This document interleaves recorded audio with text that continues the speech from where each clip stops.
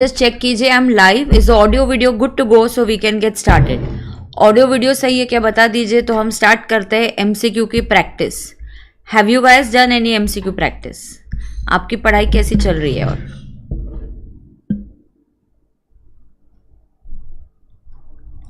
M I live? Is the audio video all good to go?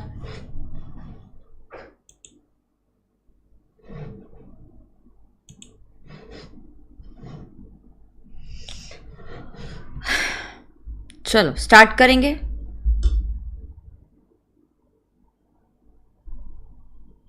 Good evening. Start करते हैं. Model paper किया है तो मैं मॉडल पेपर ही करवाने वाली हूँ. अब मैं मॉडल पेपर का एमसीक्यू प्रैक्टिस करवा रही हूँ, ठीक है? तो मैं मॉडल पेपर का किसी का हो गया रहेगा तो बहुत बढ़िया है. So what I am going to do is the model paper MCQ practice. Now अगर किसी ने ऑलरेडी मॉडल पेपर किए होंगे, पहले आप हिंट सुनिए कि मॉडल पेपर को टैकल कैसे करना है, ठीक है? So I will give you a hint how to tackle the model paper. फटाफट से ज्वाइन कर लीजिए.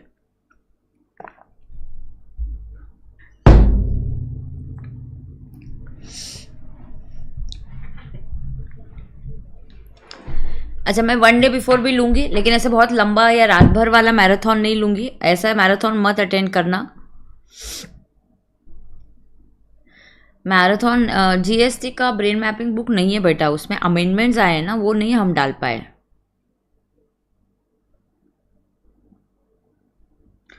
Nautical mile ma'am, GST taxability का नॉटिकल माइल का टैक्सेबिलिटी में बहुत कंफ्यूजन. कैसे रिकॉग्नाइज करेंगे नॉटिकल माइल?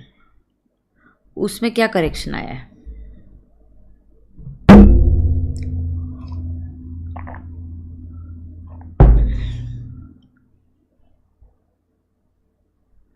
मेरी क्लास का नंबर दे सकती हूँ?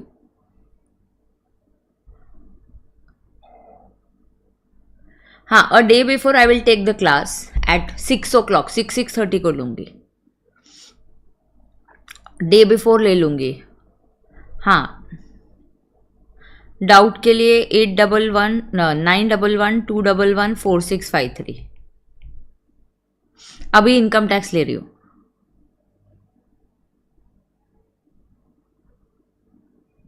चलो अभी रेडी. सेंचुरी के लिए रुकी हूँ. चलो कोई बात नहीं, अब हो गई सेंचुरी. अब सुनो, आपको एक चीज बतानी है. फर्स्ट, एमसीक्यू को इज्जत दो.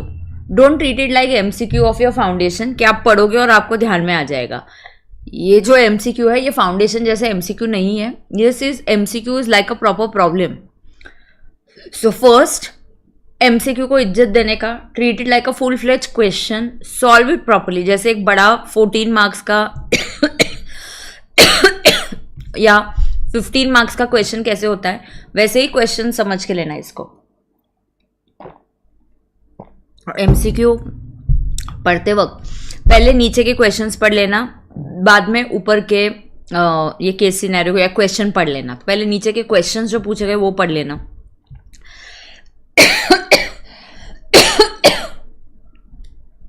Okay, let's get started. Good evening. So let's get started. Should we all start? बाबा कॉन्फिडेंस आ जाएगा ऐसा लगता है. Yes, is my commitment visible? Oh, yes, it is visible. You are attending all my class. My God. Don't get scared. हाँ, थोड़ा आज irritation हो रहा है मुझे थ्रोट को. चलो कोई बात नहीं है, ठीक है. चलो ध्यान देते हैं. Let's start.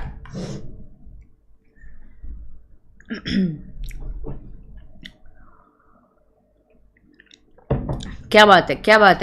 Let's start. Come on guys, let's get going. ठीक है, चलो करते कुछ. मैं देखती हूँ क्या क्या कर सकती हूँ. बट मैं वन डे बिफोर भी आऊंगी and that is I will take it on GST की मैराथन. ठीक है, 5 मई को I will be live at 6:30 के आसपास. उसके बाद सो जितना कुछ जीएसटी का देखती हूँ, क्या क्या करवा सकती हूँ तो करवाती हूँ, ठीक है? चलो let's get going now. Miss I am doing income tax ने आईसीआई ने 8 model papers for her paper उन्होंने इशू किए हैं, right?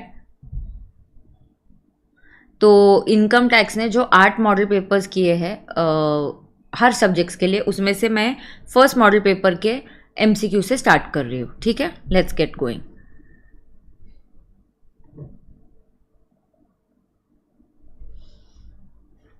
Thank you Simran, thank you so much. Right the most appropriate answer. तो क्वेश्चन नंबर 1 जो है ये पढ़ने से पहले हम लोग पढ़ेंगे उसके क्वेश्चंस अंदाजन। अच्छा, बहुत डिटेल में नहीं पढ़ना, अंदाजन पढ़ना है, अंदाजन पढ़ना है, ठीक है, ठीक है। अरे यार, GST के लिए मेरे प्रैक्टिस क्वेश्चंस कर लो, 4 लेक्चर है यार। Mister Kamal, okay, based on the facts and the case scenario above, assume that Mr. Kamal has fulfilled all conditions specified for claim of deduction under 35 AD and has not claimed any deduction under chapter 60 under heading C. Now understand, 35 AD says, 35 AD में condition है that you cannot claim income based deductions. अगर एक ही business है उसके लिए आप 35 AD ले रहे हो तो उसी बिजनेस से रिलेटेड आप इनकम बेस्ड डिडक्शन फिर से नहीं ले सकते। You can not claim income based deduction. तो मैम इनकम बेस्ड डिडक्शंस काफ़ी है चैप्टर 6 से डिडक्शंस, बट आपके सिलेबस में कौन से है? आपके सिलेबस में इनकम बेस्ड डिडक्शन मतलब 80JJAA किसी इनकम के ऊपर बेस्ड है, 80 RRB एंड 80 QQB। तो ये वाले डिडक्शंस हम नहीं क्लेम कर पाएंगे for the same business if you are claiming 35 AD। तो ये वही बोल रहा है कि इसने 35 AD ले लिया और कितना मिलेगा, तो क्या वो what would be his PGBP, ठीक है, तो उसका PGBP निकालना है, 35 AD निकालना है। Would mister Kamal be eligible for 80JJAA? Answer is no, he would not be eligible. So इसका तो आंसर A ही है, इसको पढ़ने की भी ज़रूरत नहीं है। तो ये जो इनकम बेस्ड डिडक्शंस होते हैं, यस, ये जो इनकम बेस्ड, अरे वाह, पलाक्षी बोल रहे थैंक यू मैम, GST का प्रैक्टिस बैच बहुत हेल्प हो रहा है, थैंक यू सो मच। अच्छा लग रहा है कि कोई कर रहा है। चलो अभी फोकस करते, चलो फोकस करते। रेडी है ना तुम लोग? हाँ, यस।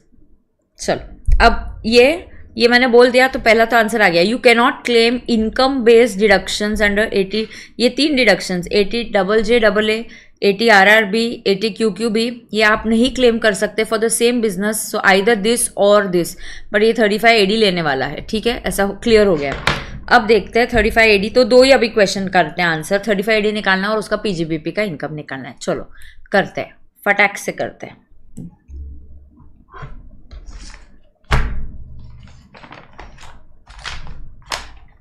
$35 AD के लिए कैलकुलेट करते हैं। A 45 years commenced a business of new 3-star hotel. New 3-star hotel comes in 35 AD and he incurred capital expenditure of 50 lakhs on land. So 50 lakhs on land जो है, thank you Bhakti, thank you so much. All my efforts are only for you guys. मेरी कोशिश है कि आखिरी तक हम लड़ते रहेंगे। पेपर टफ आने दो, ट्रिकी आने दो, बेटा नॉलेज कभी वेस्ट नहीं जाता, ठीक है। यस, जैसा भी होगा हम कर सकते हैं, ठीक है। सो 50 lakhs के लैंड का खर्चा अलाउड नहीं है। He incurred capex of 50 lakhs on land, not allowed, exclusively for above business and the same is capitalise in the books, okay. On 1st April 24, further during the year he incurred a capex of 2 crores out of which 50 lakh was for land and 1.5 crores was for building. So 1.5 crores जो building वाला है ये 35 AD में allow हो जाएगा, तो ये 35 AD में अलाउ हो जाएगा, लैंड नहीं अलाउ होगा। The payments are made by account paid cheque, बहुत अच्छा, क्योंकि इसमें कंडीशन होता है कि पेमेंट अकाउंट पेड चेक से करना चाहिए, कैश में से नहीं करना चाहिए। आगे जाएंगे। ही एम्प्लॉयड, उसने नया बिजनेस स्टार्ट किया तो उसने 220 एम्प्लॉयज़ किए। न्यू एम्प्लॉयज़ के लिए आपको मिलता है 80JJAA। अच्छा, 80JJAA रेगुलर लोगों के लिए मिलता है जो PF में कंट्रीब्यूट करते हैं, जिनको आप सैलरी अकाउंट पे चेक से देते हो, एंड वो कैजुअल नहीं होने चाहिए, 240 डेज से एम्प्लॉयड नहीं होने चाहिए। जो भी उनकी सैलरी आप निकालोगे साल भर की या जितने टाइम के लिए है, इंटू 30% करोगे तो उतना आपको 80JJAA मिल जाएगा। Is that clear to everybody? Is that clear to everybody? Yes. Now यहाँ क्या होने वाला है, यहाँ क्या होने वाला है, understand. All employees are regular, ये ठीक है, तो ये तो नहीं, अभी 35 AD हो भी गया। अब आगे क्या है? You also had another existing business of running a 4-star hotel in Ahmedabad which commenced operations 20 years back. The profit from which are 140 lakhs for AY 25-26. सो उसका प्रॉफिट 4 कभी भी कमेंट्स करने दो, बट 2 स्टार और 2 स्टार ये तो एक दूसरे के अगेंस्ट ऑफसेट हो सकता है। होटल बिजनेस एक 35 आईडी वाला ही है तो ये ऑफसेट कर सकते हैं। तो इसका ऑलरेडी प्रॉफिट कितना था, 85 lakhs या बिफोर क्लेमिंग। सो आपका profit from this business is 30। तो ये लिखना है आपको, आप प्लीज़ इसको इज्जत दो, अच्छे से नोटिंग करो। It's like a complete big question जैसा है, प्लीज़ इसको आप फाउंडेशन जैसा एमसीक्यू मत समझो। सो प्रॉफिट 85 lakhs या, and of course Anshul saying yes not more than 25,000। अगर 25,000 से ज़्यादा होता है तो नहीं आता। अब इसमें से लेस करना है हमें 35 AD का खर्चा, वो है 1.5 lakhs, एंड 1.5 lakhs लेस करके कितना आएगा, 85 lakhs। प्लीज़ आप कैलकुलेट करते क्या जल्दी जल्दी ज़रा, तो 65 lakhs आना चाहिए लॉस, 65 lakhs का लॉस आना चाहिए, राइट। एंड उसमें से अदर दूसरे होटल का इनकम है, होटल का बिजनेस है दूसरा होटल। ना ये दूसरा होटल मैम ये एलिजिबल नहीं है 35 AD, बट क्या ये 35 AD वाला ही बिजनेस है? हाँ सेम बिजनेस है। 35 AD के 14 बिजनेस में से ये 4 star 2 star and above is 35 AD। इसने ऑपरेशन 20 ईयर्स बैक किया होगा, पता है 35 AD में न्यू ही चाहिए, दैट्स ओके, बट सेम ही है।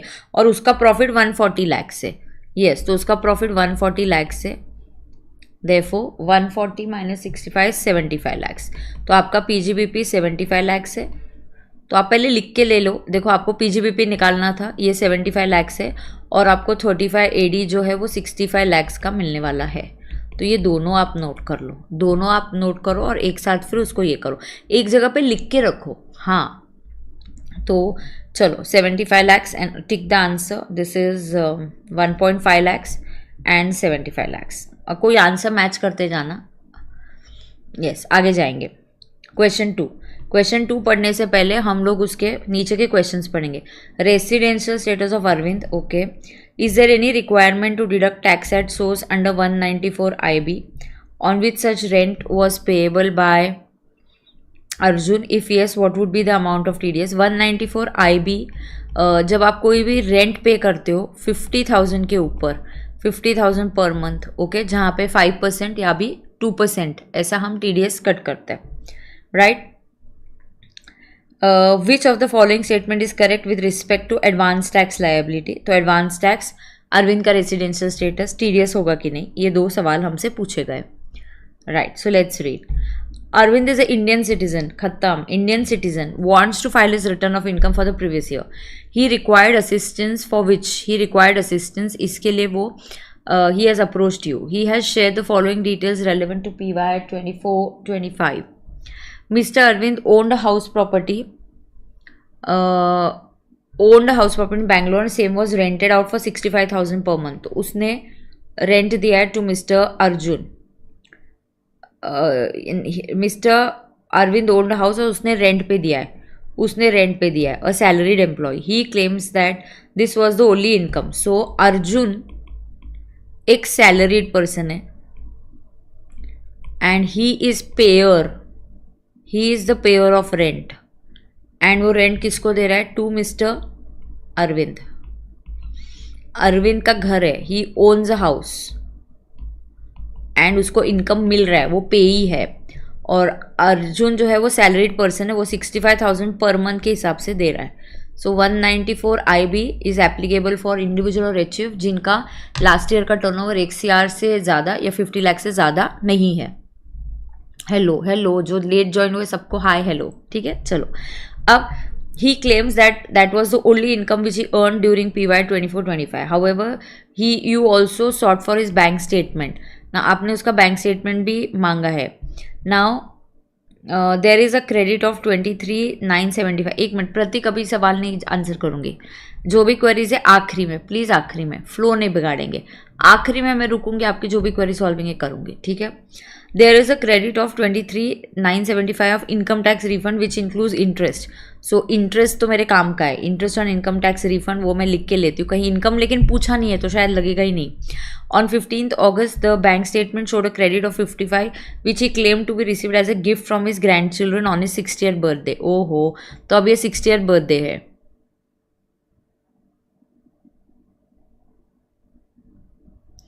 ओ ऐड बहुत है क्या? ठीक है, हम बंद कर देंगे बेटा, आज तो मैंने उसको बोला था स्टाफ को आज ऐड रखो ही मत, ठीक है।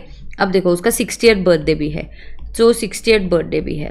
Further assessment you have to understand Arvind and his wife had travel to Mauritius, so he is a Indian citizen, he is a Indian citizen, लेकिन ही ट्रैवल टू मॉरिशियस। अब क्यों गया? जॉब के लिए गया, एम्प्लॉयमेंट के लिए गया, तो एक्सेप्शनल कंडीशन आएगी। तो क्या आएगी? एक्सेप्शनल कंडीशन आएगी, वरना एक्सेप्शनल कंडीशन नहीं आएगी। सो नॉर्मल वाली कंडीशन अप्लाई होगी। Indian citizen incoming, Indian citizen outgoing, he is outgoing for employment या बिजनेस पर्पज, लेकिन ये मॉरिशस में he is gone to spend some time with his son. On scrutiny of his passport and relevant documents you conclude that they had left India on 27 September 24 and returned on 31 March 25. During the 4 preceding years, both had stayed in India for 320 days. Prior to that, they had been staying only in India. Now, PY 24-25 में उनका जो scrutiny है उसे ये पता चल रहा है 27 September 24 से लेके टिल 27 September 24 से लेके and returned. They had left on this date and returned on, left on this date. Okay, so एक second. So 1 April 24 से लेके काउंट कर दो बेटा, टाइम डेज काउंट कर दो। 27 September 24 प्लस एक दिन कौन सा? 31 March वाला। Count the days, come on quickly count the number of days he is here, count the number of days he is here. भक्ति, माई नेम इज भूमि। अच्छा ठीक है, अभी तेरा नाम ठीक है भूमि। चलो मुझे डेज बताओ ये कितने आ रहे हैं। +1 क्योंकि 31, यस, तो ये 180 + 1 करो तो 181 डेज आएंगे। So in the PY for 181 days, April 24 to 27 should be 180 + 1 day करोगे तो 181 डेज आएंगे। यस बराबर है।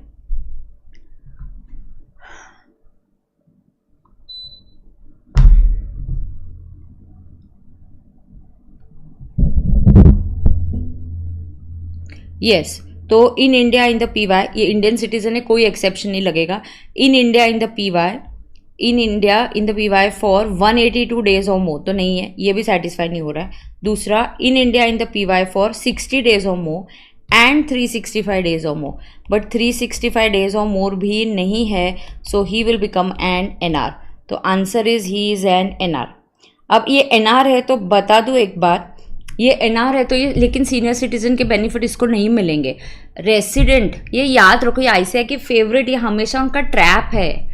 दे लव दिस एडजस्टमेंट। तुमको एक चीज़ बताती हूँ, ICAI घुमा फिरा के वही सवाल पूछती है बेटा।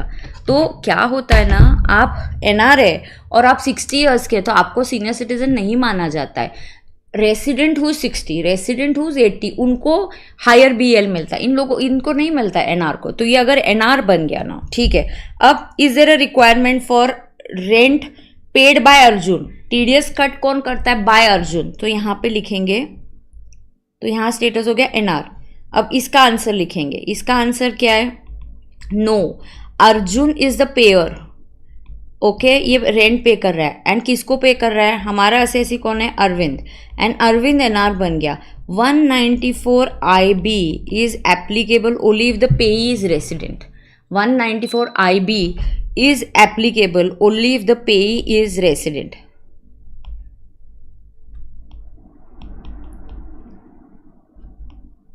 तो यहाँ पे no TDS, so no TDS।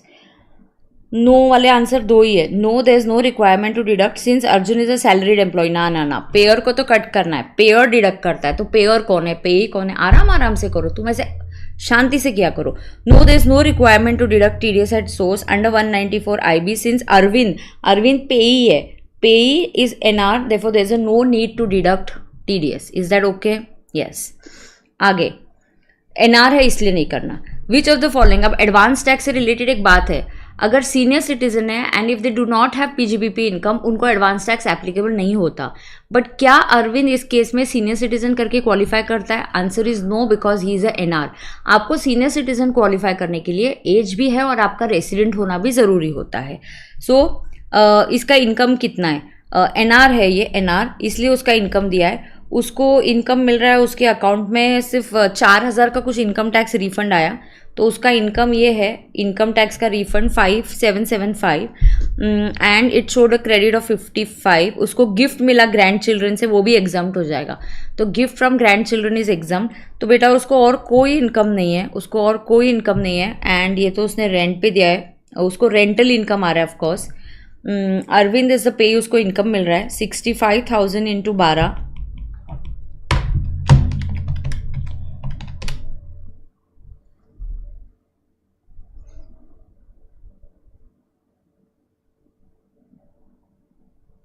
एक मिनट, मैं एडवांस टैक्स कर रही हूँ ना, हाँ तो एक मिनट।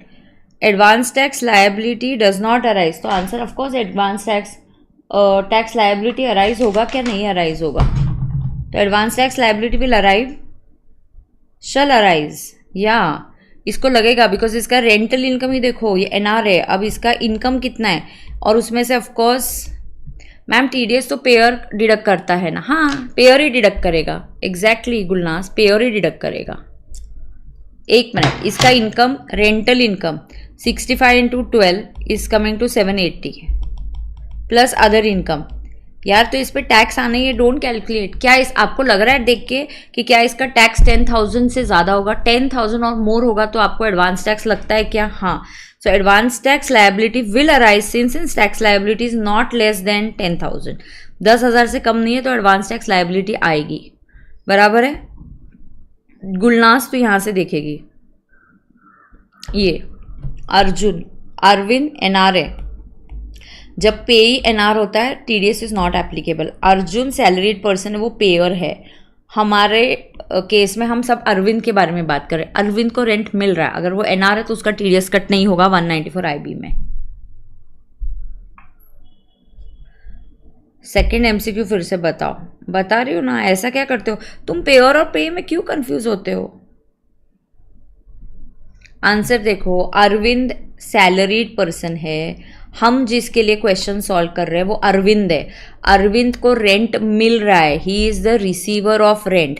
टीडीएस कट करता है अर्जुन, लेकिन वहाँ क्लॉज है, अगर पेई IB is applicable only if the पेई, जिसको हम पे करते हैं, जिसको हम पे करते हैं, अगर वो एनआर है तो टीडीएस एप्लीकेबल नहीं होता, अगर वो एनआर है तो टीडीएस एप्लीकेबल नहीं होता।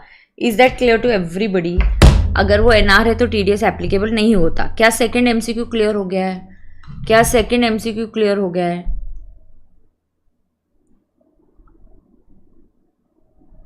यस हाँ, इस केस में हर केस में नहीं होता। हाँ, अब आगे, क्या एडवांस टैक्स में क्या उसकी टैक्स लायबिलिटी 10,000 से ज़्यादा आने वाली है? हाँ। मैम नहीं समझा तो आप पूरा डिटेल में वर्किंग करो तो समझेगा। निकालो उसका इनकम, अरविंद का इनकम निकालते बैठो और टाइम वेस्ट करो। क्यों टाइम वेस्ट करना है? अरविंद का एचपी का इनकम है, उसको रेंट मिल रहा है 65,000 per month. So 65,000 into 12 is 780 less 30% standard deduction, कहीं खरा नहीं है। फिर उसको इंटरेस्ट इनकम है, इंटरेस्ट ऑन रिफंड, कुछ भी करके देखो उसका इनकम कितना आएगा। गिफ्ट भला एग्जाम्प्ट होगा क्या? हाँ, ग्रैंड चिल्ड्रन से गिफ्ट मिला तो एग्जाम्प्ट होता है। Linear ascendant and descendant relative है ना, तो जैसे पेरेंट्स हमारे रिलेटिव है, ग्रैंड पेरेंट्स है, तो वैसे ग्रैंड चिल्ड्रन भी रिलेटिव है।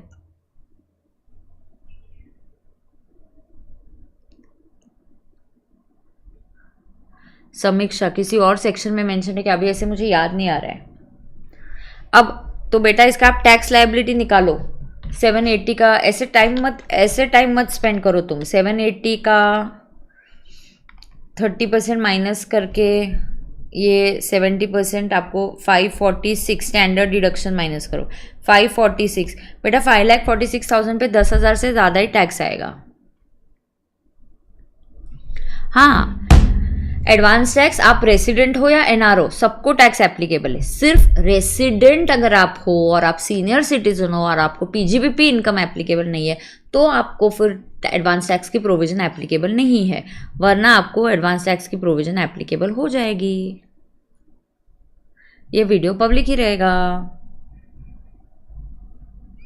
हाँ, प्लस इनकम टैक्स रिफंड, ठीक है। हाँ, अभी डन बेटा, चलो आगे जाओ। आप सारे मॉडल पेपर के आंसर सॉल्व करोगे मुझे नहीं पता। आज मैं 1.5-2 घंटे का क्लास लूँगी, 1.5-पौने 2 घंटे की क्लास लूँगी। फिर जैसे टाइम मिलता है मैं देखती हूँ कैसे होता है, ठीक है। बट एवरीडे मैं कुछ ना कुछ आपके साथ करने की कोशिश कर रही हूँ बेटा। चलो, Roshni limited has 2 units, one at SEZ and other at domestic tariff area. So 2 units है, SEZ, DTA and total. SEZ, DTA and total. Data कितना ऐसा कंफ्यूजिंग में दिया है। 194 IB का टैक्स रेट निकालो। उमंग बोल, रामबाण में देख सकते हो क्या है 194 IB का।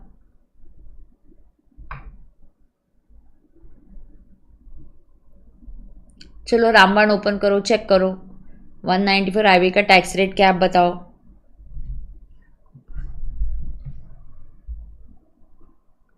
चलो अब SEZ, DTA and total. Subscribed,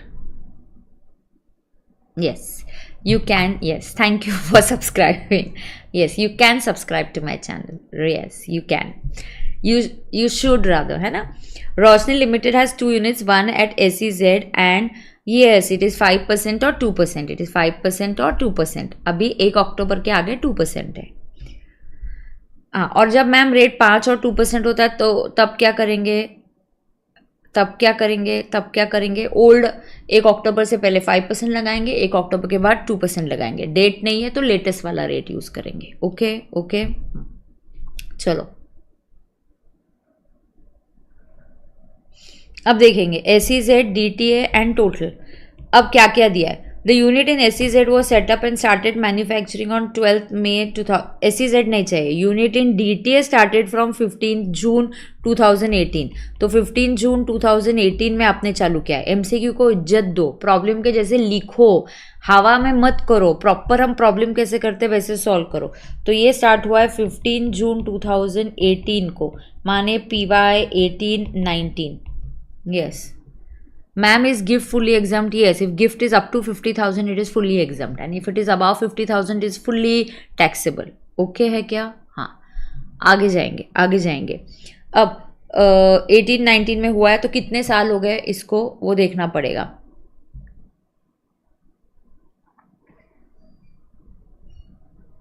अब सुन के लेना, यहाँ 18-19 में है तो चलेगा। Did you watch my SEZ का 10AA RFA ऐसे कुछ 40-30 ज़्यादा बड़ा वीडियो नहीं है, एक वीडियो बनाया जो बहुत इंपॉर्टेंट है। It's like an amendment video for my existing August batch student, they have to watch this, ठीक है। हाँ, और कौन बोल रहा था GST में कौन सा अमेंडमेंट, नॉटिकल माइल वाला कौन सा अमेंडमेंट आया GST में। अब 15-16, यस चलो, तो 18-19, 19-20, 20-21, 21-22 and 22-23 and we are definitely in the second इसमें आते हैं तो 50% हो जाएगा। तो 50% हो जाएगा। May 25 एंड Jan 25 के लिए बुक सेम है क्या। नहीं, स्लाइटली डिफरेंट। ओके, अब total turnover of Roshni, total turnover of Roshni limited, ठीक है। Total turnover of Roshni limited, ध्यान दो मैं फिर से नहीं रिपीट करूंगी, आप ध्यान दो, क्वेश्चंस पे ध्यान दो। Total turnover of Roshni limited and unit in DTA is, total turnover is 12 crore 50 lakhs। Total turnover is 12 crore 50 lakhs, ठीक है। क्या मैंने जो GST की Jan 25 की मैराथन ली है वो मेरे के लिए रेलेवेंट है क्या। हाँ रेलेवेंट है विथ अमेंडमेंट लेक्चर, तो वो देखो और उसके बाद आप अमेंडमेंट लेक्चर देखो। ओके, हाँ, अब बाकी के सवाल मैं लेक्चर के बाद करूँगी प्लीज़, है ना। आई विल वेट बेटा, मैं 10 मिनट रुकूंगी और आपके जो भी क्वेरीज है सब सॉल्व करूँगी, घबराओ मत। अब DTA का टर्नओवर कितना है, टोटल टर्नओवर 1250 एंड DTA का टर्नओवर कितना है 4 करोड़ 50। अब बचा हुआ बैलेंसिंग फिगर, ये बैलेंसिंग फिगर है, एस्टिक मार्क इंडिकेट कर रहा है बैलेंसिंग फिगर, तो SEZ का 7 करोड़। उसके बाद export sales of units in SEZ and DTA, export turnover कहाँ का, एक्सपोर्ट टर्नओवर इन SEZ का export turnover is 3 crore 50, SEZ का export turnover is 350 and DTA का is 225, but I really don't care how much is DTA का data, मुझे वैसे नहीं चाहिए, ठीक है। ओके उसके बाद and net profit of the unit in SEZ, net profit. अब net profit of a unit in SEZ कितना है? SEZ यूनिट का net profit is 95 lakhs, okay. Balancing figure 8 crore है, सॉरी 8 करोड़ है, 8 करोड़ है, got it. Net profit is 95 lakhs and यहाँ का 80 मुझे नहीं चाहिए। Out of the export turnover, अब ये out of the export turnover sales of 3 crore 50, out of the export sales of 3 crore 50, 2 crore has been received in convertible foreign exchange. तो ये 2 करोड़ लेके नहीं चलेगा, इस 3 करोड़ 50 की जगह कितना कन्वर्टेबल फॉरेन एक्सचेंज में आया है? 2 करोड़। देयरफॉर 10AA का डिडक्शन, चलो निकालो अभी 50% निकालना है। अब फॉर्मूला में सब्स्टिट्यूट करो, पहले डेटा इकट्ठा करो, डेटा इकट्ठा करना बहुत ज़रूरी होता है, पहले हमेशा डेटा इकट्ठा करो, समझ में आ रहा है? Yes, this is in the 50% वाले ईयर के स्लैब में आओगे तुम। चलो ये मैंने 2 करोड़ क्यों किया? इतना ही फॉरेन एक्सचेंज में आया, ठीक है। तो 10AA का डिडक्शन निकालो, अभी आ रहा है क्या आंसर? देखो क्या है, 50% into total profit 95 lakhs of SEZ divided by total turnover of SEZ is 8 crores into export turnover is 2 crores। SEZ पे आजकल इस पे तो पूछ रहे हैं, पता नहीं अभी उधर क्वेश्चन पूछेंगे कि नहीं। तो SEZ का आंसर क्या आ रहा है? ऑप्शन है क्या तुम्हारे पास इसका?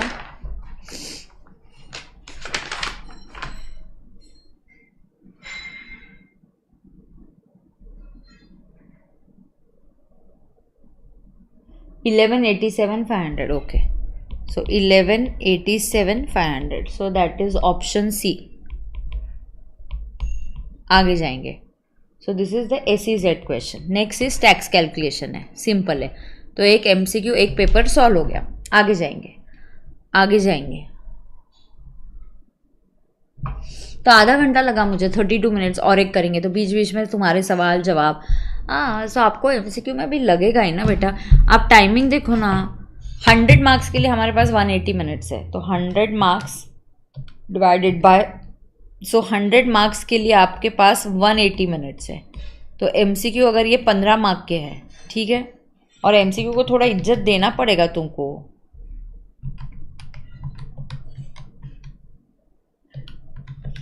हाफ एन आवर तो आपको देना ही पड़ेगा, 27 मिनट्स, 30 मिनट्स तो देना ही पड़ेगा।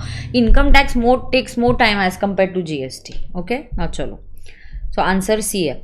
What would be the tax liability of Miss Savita, a resident who attained the age of 60? So she is 60 and on 1st April 25, on the total income, her total income is 7,25,000, NTI is 725, comprising of salary, income and interest on deposits, fixed deposit under default regime।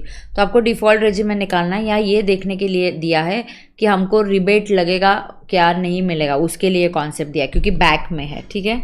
तो 7,25,000 पे tax निकालो। अच्छा ma'am वो 60 years की है, क्या ही फ़र्क पड़ता है? सविता 60 ईयर्स, क्या ही उससे फ़र्क पड़ता है? चलो 60 ईयर्स, क्या ही फ़र्क पड़ता है? 7,25,000 क्या होता है बैक में टैक्स स्लैब्स? 0 to 3 lakhs, ये सबके लिए, चाहे वो 60 की हो, उसके नीचे हो, बैक में जा रहे हैं। तो चलो अब टाइम नहीं स्पेंड करेंगे, we have to be fast. And next slab is 3 lakhs to 7 lakhs। तो इस स्लैब के बीच में 4 लाख, 4 लाख पे 5% मतलब 20,000, और अगले 25,000 पे 20। So tax should be 22,500, tax should be 22,500। चलो निकालो, बैक वाला टैक्स निकालो। स्लैब्स पता है ना, 0 to 3 lakhs करो 0, and 3 lakhs to 7 lakhs 5%, and 7 lakhs to 10 lakhs is 10%। Yes, so आपको टैक्स आ रहा है ये वाला। अब वो बोल रहे हैं आपको पता है बैक है, बैक में आपको रिबेट मिलता है 7 लाख तक, और मार्जिनल रिलीफ जैसा भी आपको चेक करना है। तो मान के चलो ये 725 है, एंड अगर टैक्स 7 lakhs होता इनकम, तो 7 lakhs पे आपको टैक्स 20,000 आता, आप रिबेट ले लेते 20,000 का, करेक्ट है ना। आपको रिबेट आता 87A का, तो वो नील हो जाएगा। लेकिन अगर आप 725 ले रहे हो तो टैक्स 22,500, अब आपको रिबेट 7 लाख तक ही मिलता है, so they are not giving you rebate, they will give you rebate only if marginal relief जैसा सीन है, माने increase in tax is more than increase in income. ठीक है, आपको दुख दर्द कब होगा, जब आपका टैक्स आपके इनकम से बहुत ज़्यादा है। ठीक है, आपको नॉर्मल टैक्स देते वक्त भी दुख दर्द हो रहा है, इमेजिन आपको टैक्स इनकम से भी ज़्यादा देना पड़ेगा तो क्या ही फिर सीन होगा। तो यहाँ पे ये आएगा 22,500, ये आएगा 22,500, ये क्या आएगा 22,500, ये आएगा 22,500। अब इंक्रीज इन इनकम देखो, इंक्रीज इन इनकम, आपका इनकम बढ़ा 25 से, लेकिन आपका टैक्स बढ़ा 0 से 22। यहाँ रिबेट मिल रहा है 7 लाख के ऊपर, वो बोलते हैं सबको रिबेट 7 लाख तक ही मिलेगा, और 7 लाख के ऊपर उनको मिलेगा जिनको दुख दर्द पीड़ा है। तो increase in tax is 22,500, therefore no rebate, कोई रिबेट वगैरह नहीं मिलेगा 87A का, डायरेक्टली आप 4% सेस ऐड कर दो। चलो, एंड टैक्स कितना आएगा 23,400, perfect. So check the option is there, क्या 23,400, ऑप्शन सी। चलो अब पेपर 2 सॉल्व करते हैं बिना कोई टाइम स्पेंड किए। कोई टाइम स्टैम्प्स दे देगा मुझे, अभी मैं पेपर 2 पे जा रही हूँ, कोई टाइम स्टैम्प्स दे सकता है मुझे और समरी में इसमें डाल सकता है। Paper 2 ICAS paper 2 income tax का मैं सॉल्व करने वाली हूँ। कहाँ गया, एक बार मुझे क्वेश्चन यहाँ पे भी निकालने दो। यस, चलो सॉल्व करते हैं।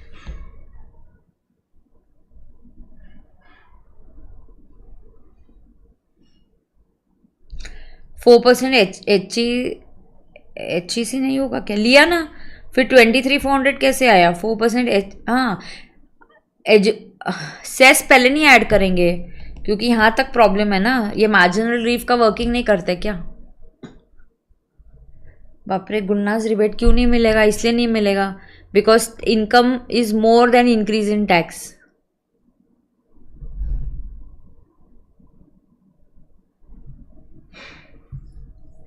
Income is more than increase in tax, okay, ठीक है। इनकम ज़्यादा है, टैक्स ज़्यादा होगा तो रिलीफ मिलता है, वरना नहीं। जैसे मार्जिनल रिलीफ होता है वैसे ही आपको रिलीफ मिलता है बैक में भी, ठीक है।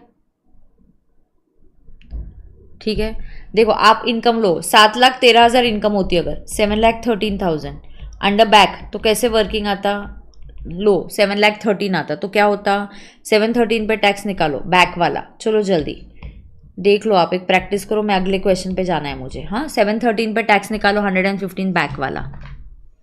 बेटू जल्दी करो, इसलिए करती हूँ। 7,13,000 पे निकालो आप।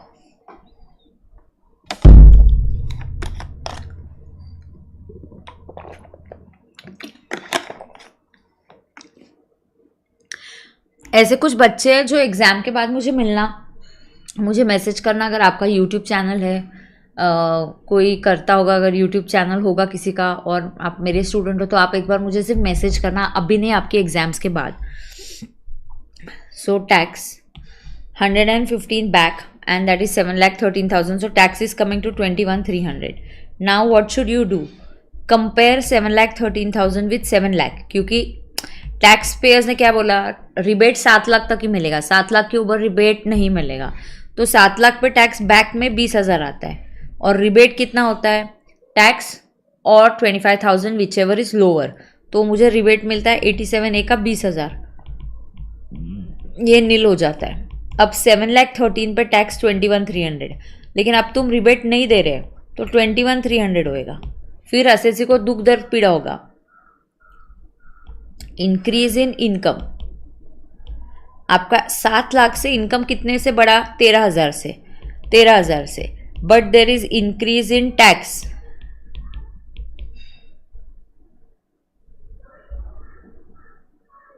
इंक्रीज इन टैक्स कितना है, 21,300, यहाँ 0, यहाँ 21 है, देयरफॉर आपको रिलीफ मिलेगा, रिबेट मिलेगा, मतलब रिलीफ को यहाँ पे हम रिबेट नाम ही देते हैं। सो रिबेट आपको कितना मिलेगा, 10,300।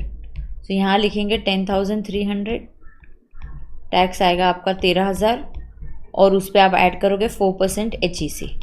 तो जैसे ये क्वेश्चन है, ये वाला क्वेश्चन भी आपको एग्जाम में आ सकता है, समझा, ये कॉन्सेप्ट पे चलो 13,000 इंटू 104%. अयो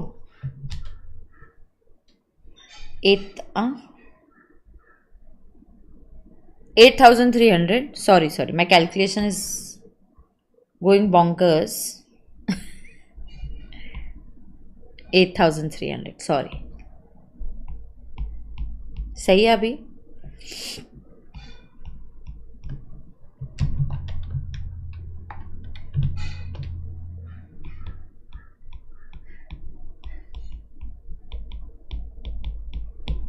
अब जिसको ये कॉन्सेप्ट नहीं समझा था मैंने रिकैप भी करा दिया. जिसको ये कॉन्सेप्ट नहीं समझा मैंने रिकैप करा दिया. Is that okay? जाओ आगे. चलो question number 2. Test model paper 2. Yes ऐसे बोलेंगे. Model test paper 2 paper 3 taxation section A income tax. उसमें A part MCQs right. Income tax का पेपर GST का पेपर अलग अलग बुकलेट में लिखना है. गलती नहीं करना. चलो पंकज इंडियन रेसिडेंट घर बर परचेज किया है. Oh my God. ठीक है. CII दिया है. कैपिटल गेन्स है क्या? What shall be the index cost of acquisition of residential house property. अगर आपको कैपिटल गेन्स निकालना है तो इंडेक्स कॉस्ट ऑफ एक्विजिशन पूछा है. ठीक है. अमाउंट ऑफ कैपिटल गेन्स पूछा है. AY 25-26 स्वाहा. The amount of capital gains taxable in the hands of Pankaj for sale of residential property in Mumbai. Lag हो रहा है. मैं ऐसे पॉज करती हूँ तो तुमको लगता है क्या लैग हो रहा है? यस. तो एक मुंबई का घर है, इधर कानपुर का घर है. अरे वाह. इनकम टैक्सेबल अंडर 56(2)(10) कुछ तो गिफ्ट इनकम जैसा होगा. What shall be the tax credit available with respect to property at Kanpur. Tax credit available माने उसका कितना TDS कट हुआ. How much TDS cut. Is mister Pankaj required to file the return. ITR filing compulsory और not. वाह.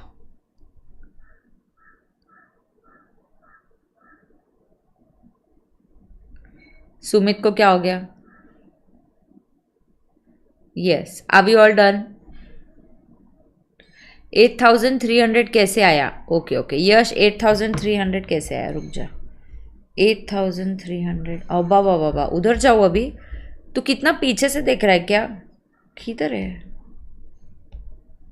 Relief नहीं क्या करते हैं हम तो यहाँ रिबेट कैसे आएगा? 21,300 जैसे मार्जिनल रिलीफ नहीं करता है सरचार्ज का वैसे ही है ना. 21,300 माइनस 13,000.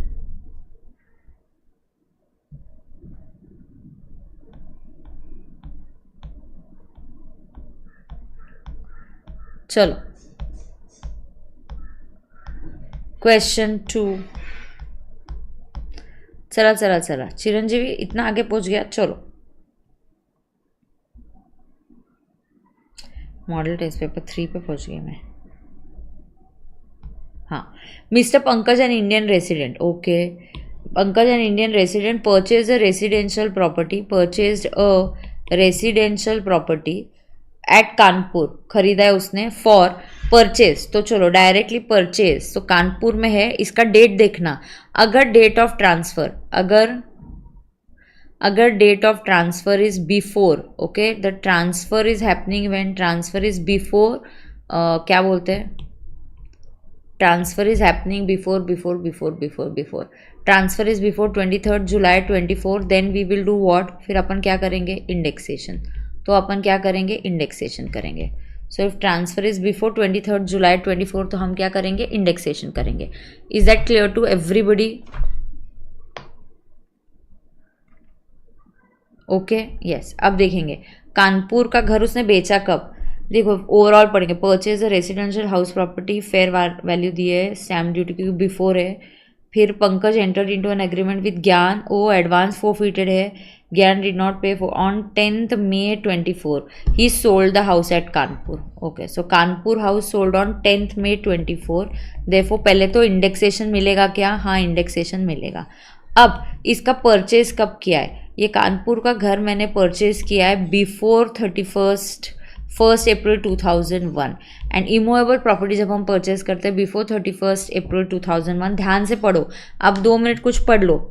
FMV दिया है, उसका एक्चुअल परचेज प्राइस दिया है, उसका FMV दिया है 28.5, उसका SDV भी दिया है 25 lakhs एंड उसने एक एग्रीमेंट एंटर किया ज्ञान के साथ 2016 में 5 Feb 2016 एंड उसने एडवांस फोरफिट किया and he received advance of 2.5 lakhs and ज्ञान डिड नॉट पे, बट ये 2.5 lakhs एडवांस फोरफिट हुआ है।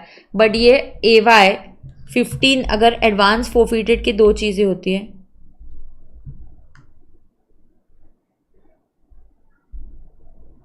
हाँ रामबान के क्वेश्चंस करोगे तो काफ़ी हम कवर कर देते हैं। It is up to AY 14-15 then it comes in capital gains and if it is after 15-16 AY then it comes in IOS। और इसके एडवांस फोरफिटेड की डेट आफ्टर वाली है, IOS में जाएगा तो इसका इम्पैक्ट इधर कुछ नहीं आएगा। सो 2.5 lakhs एडवांस रिसीव हुआ है। ये कौन सी डेट को मिला है? 5 मई 2016 को। 5 मई 2016 मतलब PY 15-16, AY 16-17, so this is going to go under IOS। Advance forfeited का no impact in capital gains, perfect. तो चलो अब हाँ, अब क्या होगा इसकी, ये लो कॉस्ट ऑफ एक्विजिशन निकालो। FMV आप निकालो, मैं नहीं लिखूंगी। FMV और SDV दोनों में से व्हाट इज लोअर, तो बोलो क्या लोअर है? 28.5 और 25 lakhs क्या लोअर है? 25 lakhs। 25 lakhs that lower amount और actual cost whatever is higher. अब एक्चुअल कॉस्ट कितनी है? देखो कितना डिटेल में करना पड़ता है। तुमको लगता है कि MCQ ऐसे पढ़ेंगे और आ जाएगा, नहीं, उसको बहुत डिटेल में फैक्ट्स लिखना है, सब करना है, प्रॉपरली आप सॉल्व करो।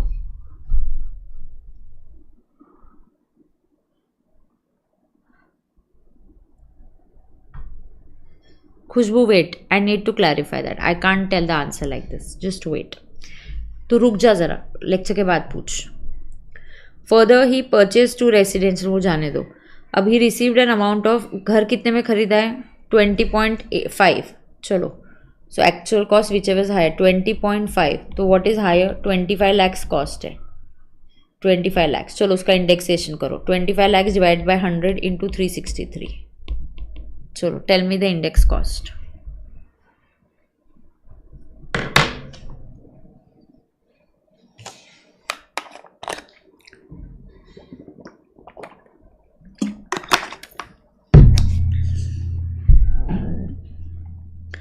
मार्किंग कहाँ करे? स्लाइटली करो पेंसिल से छोटा सा, और ज़्यादा करके मार्किंग सब फैक्ट्स में लिखो। प्रॉब्लम रफ पेज लो, आपकी जो आंसर बुकलेट आएगा उधर आप लास्ट पेज में लिखो रफ, एंड MCQ के लिए यूज़ करो 2 पेजेस यूज़ करो, 3 पेजेस यूज़ करो, आखिरी के 2-3 पेजेस यूज़ करो।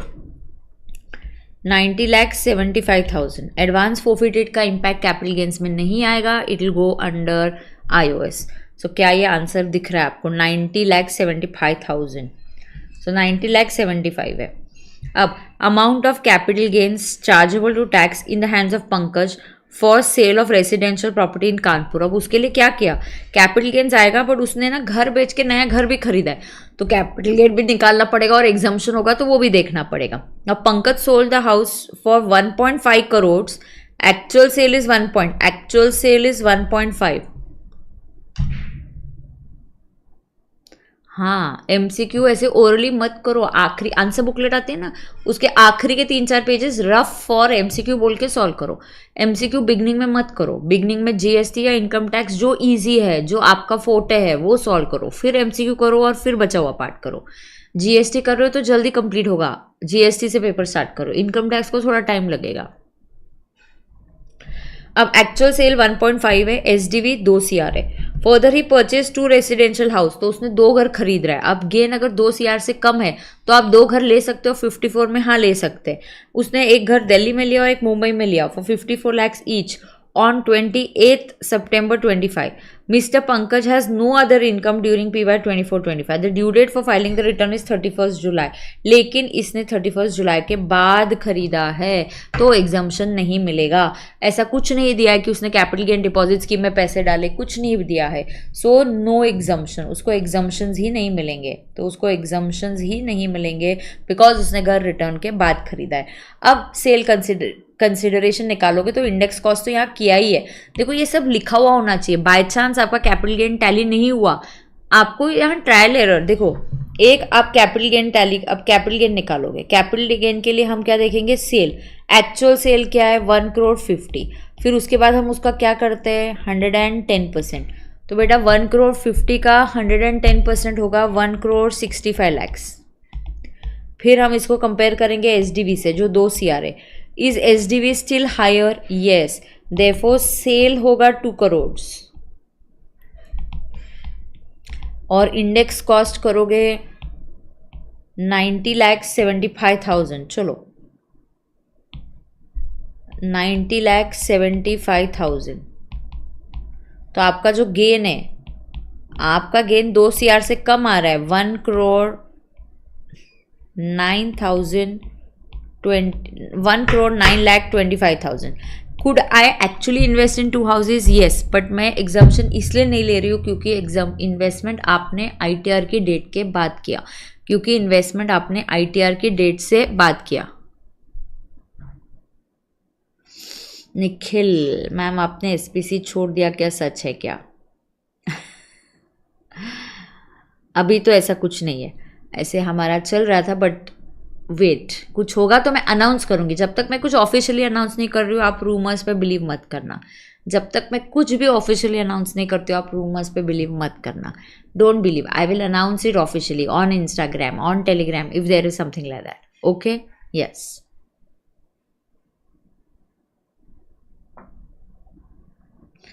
एग्जाम के पहले दही चीनी खा के जाओ या नज़र उतार के जाओ? दही चीनी खा के जाना, ठीक है?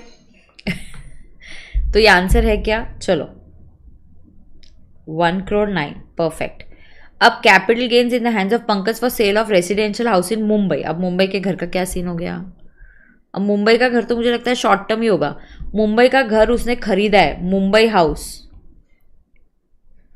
मैम 1 year तक परचेज कर सकता है बट रिटर्न के पहले अगर मुझे कैसे सपना आएगा क्या मुझे रिटर्न भरना है? उसने बोल दिया कि हाँ मैं सितंबर में खरीदूंगा, मैं कैसे उसको मान लूँगी? नहीं. अगर रिटर्न के पहले तुमको खरीदना है, आराम से खरीदना है.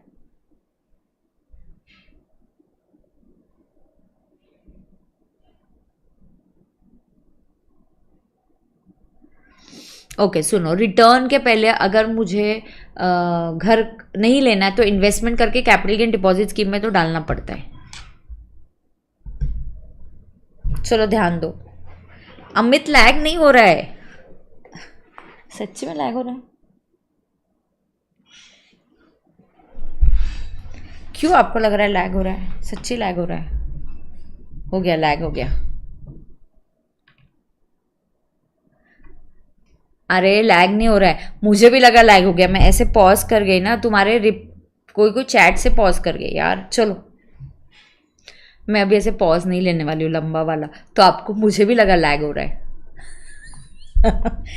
स्टैची हो गई थी. Okay. As of now I am not leaving SPC. I am there with SPC. Do not go on any rumours और एनीथिंग. ठीक है? हुआ था, ठीक है, ठीक है. चलो अब देखो आगे. ही sold the property in Mumbai. अब मुंबई का घर कब खरीदा? चलो मुंबई का घर कब खरीदा? मुंबई का घर उसने 28 सितंबर को खरीदा एंड ऑन 31 Jan 26 इमीडिएटली, मतलब 1 साल के अंदर ही. तो इमूवेबल प्रॉपर्टी के लिए पोहा क्राइटेरिया 24 months होता है. इमूवेबल प्रॉपर्टी के लिए पोहा क्राइटेरिया 24 months होता है. तो उसने ये इमूवेबल प्रॉपर्टी तुरंत खरीदा है. So it is short term. The Mumbai house two is brother को बेचा 58 lakhs from home 25,000 was received in cash as an advance. Cash में मिला for signing the agreement. Sale deed was registered on 30th. 2 आया फिर SDV क्या, and the balance amount the stamp duty value of the property on 31st 2 दिया है. SDV दो दिया, एक 61 lakhs एक 64 lakhs, कौन सा SDV लेंगे, कौन सा SDV लेंगे? तो एग्रीमेंट वाला SDV कब लेते हैं? जब एग्रीमेंट के टाइम कुछ पैसे अकाउंट पे ही चेक से मिले होंगे तब। एग्रीमेंट के टाइम अगर कुछ पैसे आपको अकाउंट पे ही चेक से मिले होंगे तो SDV एग्रीमेंट का लेते हैं। यहाँ पे जो SDV लेंगे, पहले मुंबई वाला घर शॉर्ट टर्म है,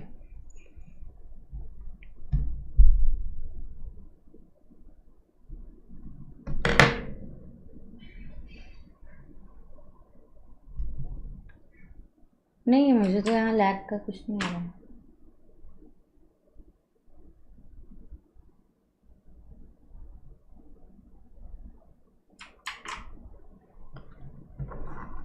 मुंबई वाला, जय श्री राम जय श्री राम जय श्री राम। चलो, मुंबई वाला घर मेरा शॉर्ट टर्म है। चलो यार, Mumbai house is short term. Actual sale consideration बोलो कितना है? He sold it to Gaurav for 58 lakhs, उसका 110% निकालो। 58 lakhs का 110,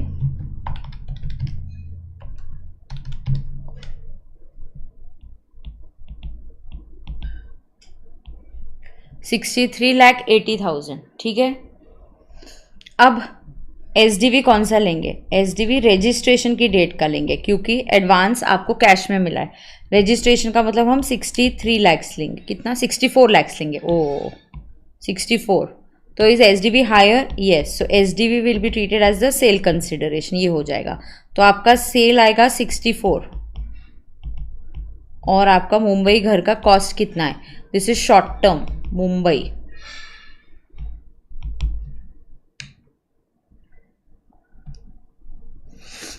Mumbai house was further for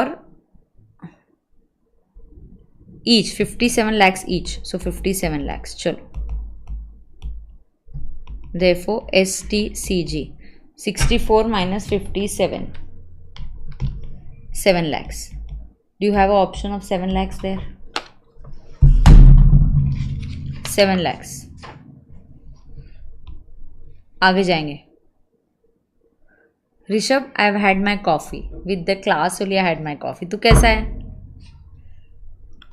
now the amount taxable under, अच्छा, amount taxable under 56(2)(10 in the hands of Gaurav if any. अच्छा, गौरव, गौरव कौन है इधर? गौरव कौन है? 64 lakhs कैसे आया? क्योंकि SDV 64 lakhs है, इधर दिया है। दिव्या, SDV दिया है, ये देख, 31 Jan को SDV 61 lakhs है एंड 30 March को SDV 64 lakhs है, तो 64 lakhs लिया रजिस्ट्रेशन के डेट वाला। अब गौरव कौन है?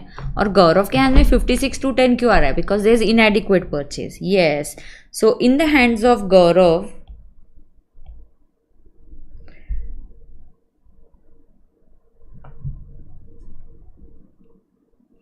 गौरव के हैंड्स में देयर इज इनएडिक्वेट परचेज। कैसे? गौरव को जिस घर का SDV, कौन सा SDV लेंगे? 64 lakhs। एग्रीमेंट वाला SDV कब लेते हैं? एग्रीमेंट वाला SDV कब लेते हैं? एग्रीमेंट वाला SDV तब लेते हैं जब एग्रीमेंट के टाइम कुछ पैसे ECS मोड में मिले हो। यहाँ गौरव ने उसको जो एडवांस दिया, गौरव ने उसको जो एडवांस दिया for signing, it was received in cash. हाँ ठीक है, करा रही हूँ इसीलिए करा रही हूँ, चिंता मत करो, करा रही हूँ ना अभी। हाँ अरे इतना हेक्टिक चल रहा है, तुमको क्या बोलूँ मैं। फिर भी मैं कोशिश कर रही हूँ, कोई बात नहीं, चिंता मत करो अभी, ठीक है। देखो पहले मार्च चल रहा था, अब अप्रैल है। मार्च में तो ऑफिस में मेरी बैंड बजी थी। रेगुलर क्लासों को पता है टीच फॉर 3.5 hours। संडे को भी मैं छुट्टी नहीं ले रही थी, प्रैक्टिस बैच चालू थी आपके साथ, फिर भी मैंने सफलता सीरीज अलग से लिया। नहीं, ड्यू डेट के पहले एग्जाम कर दिया होता तो दोनों घर का एग्जाम्शन मिलता। अप टू 2 करोड़ आप 2 घर का एग्जाम्शन ले सकते हो। चलो अब गौरव के हैंड्स में सुनो, इनएडिक्वेट परचेज है, ठीक है। SDV 64 lakhs है और उसने परचेज कितने में किया? And he purchase it for, किधर गया, 58 lakhs। सो आपको बेनिफिट कितना मिला? तो benefit, this is inadequate purchase under section 56(2)(10। Purchase किया 58 लैक्स में, तो उसको बेनिफिट कितना मिला? 58 माइनस, बोलो 64 माइनस 58 कितना होता है? 8 लाख ना, 8 लैक्स, 8 लैक्स, ओके नहीं 8 लैक्स, हाँ 8 प्लस 8, नो नो 8 है, 64 माइनस 58, हाँ 6 है, वही मुझे लगा ही 6 लैक्स। आपको एग्जम्पशन कितना मिलता है इस केस में? आपको एग्जम्पशन मिलता है, एग्जम्पशन होता है 50,000 और 10% of purchase price, 10% of 58 lakhs, whichever is higher, तो आपको एग्जम्पशन मिलेगा 580। But once you exceed 580 fully taxable, ऐसा नहीं कि सिर्फ excess amount, so fully taxable. तो गौरव के हैंड्स में क्या टैक्सेबल होगा?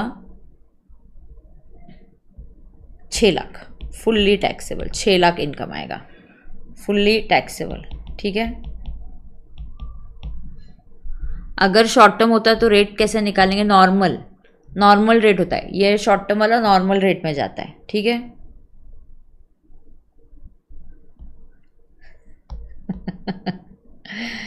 चलो 6 लैक्स।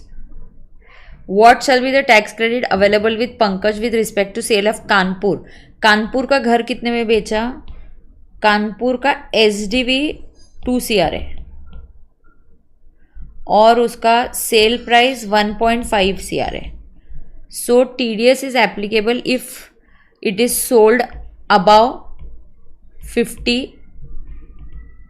नहीं 112 में नहीं आएगा, शॉर्ट टर्म है तो नॉर्मल में जाएगा। Above 50 lakhs TDS is applicable at 1%, okay, at 1%, at 1%। हाँ 111, आई नो 111 नंबर है एकदम, नहीं मिलता है। एक बार एग्जाम्पशन क्रॉस कर दिया पूरा अमाउंट टैक्सेबल होता है। यहाँ किस पे 1% निकालते हैं? 1% ऑन SDV और sale consideration whichever is higher. तो टैक्स क्रेडिट क्या होता है? TDS क्या होता है? TDS का क्या होता है बताओ? TDS का टैक्स क्रेडिट मिलता है ना, ये भाषा है। What shall be the tax credit available with Pankaj? तो assuming tax was fully deducted by Rohan, तो रोहन ने इसका टैक्स डिडक्ट किया रहेगा। टैक्स क्रेडिट क्या होता है? TDS, I can take the credit of TDS, उसको टैक्स क्रेडिट बोलते हैं। तो बोलो what is higher? 2 CR, 1% of 2 CR means 2 lakhs, 1% of 2 CR is 2 lakhs. क्या बात है, क्या बात है। Is Pankaj required to file his return? Yes, yeah since his total income exceeds, है ना। अभी कैपिटल गेन कितना है उसका, पंकज का? इधर 7 लाख कैपिटल गेन, इधर कैपिटल गेन 1 करोड़, कितना कैपिटल गेन है? या yes, since his income exceeds BL, या बहुत हाई इनकम है ना। डन है, डन है, आगे जाएंगे। क्वेश्चन 2 और क्वेश्चन 3, चलो 2 क्वेश्चंस, तो 2 चैप्टर्स के MCQ हमारे 2 मॉडल पेपर के हो जाएंगे। थर्ड भी कराऊंगी आज, देखते कितना हो सकता है। I have time actually till, हाँ 6:15 6:20 तक है, तो चलो करते, फटाफट करते हैं, ठीक है।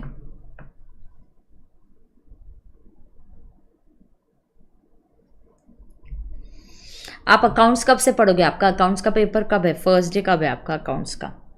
Now miss Deepika, wife of Santosh, started a business of trading in beauty products. So ये क्लबिंग का क्वेश्चन होगा।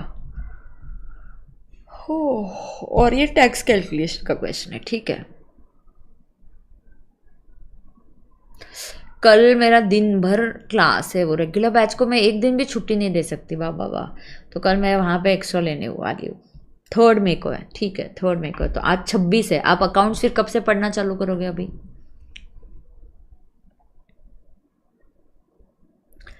मंडे से अकाउंट्स पढ़ाई, ठीक है।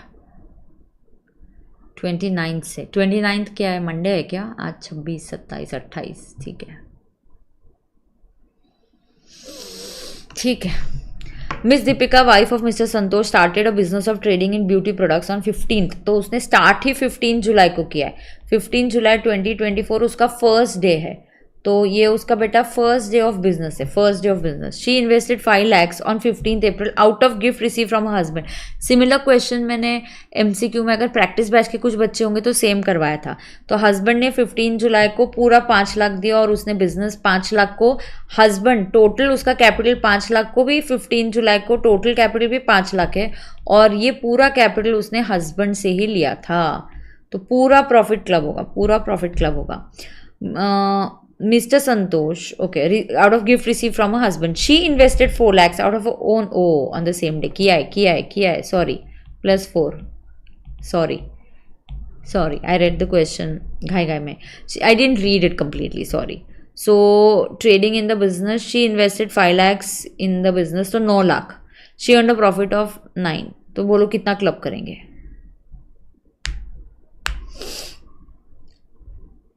She invested 5 lakhs in the business on 15 out of gift received from her husband, Mr. Santosh. She invested 4 lakhs from her own savings on the same day. So total capital 9 है. Profit कितना है? 9 lakhs. 9 lakhs for 9. Total profit divided by total capital into capital given by spouse. Capital given by spouse 5 lakhs. 5 lakh. 5 lakh spouse के hands में जाएगा। Answer क्या है क्या? Share of profit कितना दिया है इधर? कौन सा क्वेश्चन है? मैंने लिया नहीं क्या आगे?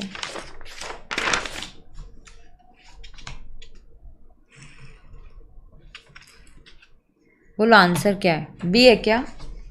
करेक्ट है क्या आंसर फिर? Share of profit 4 lakhs is includable in the hand. No, share of profit 5 lakhs in the hands of Santosh. Yes. And Deepika 4, correct. So 9 में से 5 लाख स्पाउस के हैंड्स में जाएगा। सो स्पाउस के हैंड्स में 5 लाख जाएगा, तो बचा हुआ 4। हाँ, याद है क्या? Total profit divided by total capital into capital given by spouse. तो उसका टोटल कैपिटल कैसे है? 5 लाख स्पाउस ने दिया है, 4 लाख उसने डाला, तो टोटल कैपिटल 9 लाख है। 9 लाख टोटल कैपिटल है और हस्बैंड का कैपिटल 5 है। सो ठीक है, हाँ, तो आंसर हो गया। अब टैक्स कैलकुलेशन करते हैं। Mr. X, a resident 47 years, has salary income computed 725 and agricultural income, मतलब partial integration. Compute his tax liability if he has opted out of default. अच्छा, opted for default होता तो भी हम partial integration करते क्या? Yes, partial integration हम करते थे। तो यहाँ पे हम करते हैं इसका tax calculation. Yes, tax calculation। चलो, so पहला step 1, यहाँ पे हम लिखेंगे NTI 7,25,000। अब मुझे टैक्स कैलकुलेशन करना है, राइट? यहाँ पे होगा टैक्स, मैं उसके टैक्स की अभी वर्किंग करती हूँ, ठीक है? अब टैक्स की वर्किंग करते हैं। टैक्स के लिए नोट आएगा। अब देखो, step 1, find out agri income. Readymade दिया है, एग्री इनकम इज 1 लाख। चलो, agri income is 1 lakh. Step 2, find out tax on agri plus non agri. तो ये क्या है? Agri plus non agri. तो बेटा एग्री प्लस नॉन एग्री कितना होगा? 725 plus 1 lakh. Out of back है। अच्छा, बैक होता तो भी क्या बैक में पार्शियल इंटीग्रेशन होता है? हाँ होता है, बैक में भी होता पार्शियल इंटीग्रेशन बेटू, हाँ होता।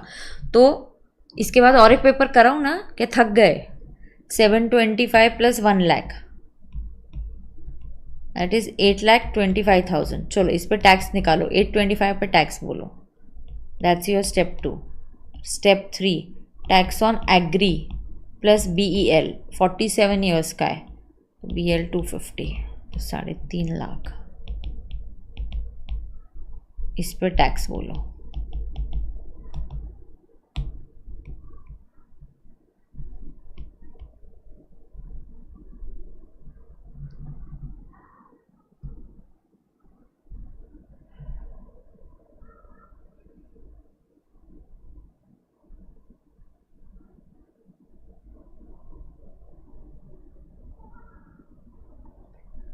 चलो बोलो, टैक्स बोलो, नॉर्मल तरीके से टैक्स निकालो। 77,500 कि 72,500, 2 आंसर्स आ रहे हैं। 72,500 यहाँ पे, 72,500 और 3.5 लाख पे टैक्स बोलो नॉर्मल तरीके से। 47 ईयर्स है, 47 ईयर्स है। नहीं है लैग, मेरे यहाँ से तो नहीं आ रहा है, एक्सीलेंट कनेक्शन आ रहा है मुझे तो। PKD, तुम लोगों ने वैसे मेरे चैनल को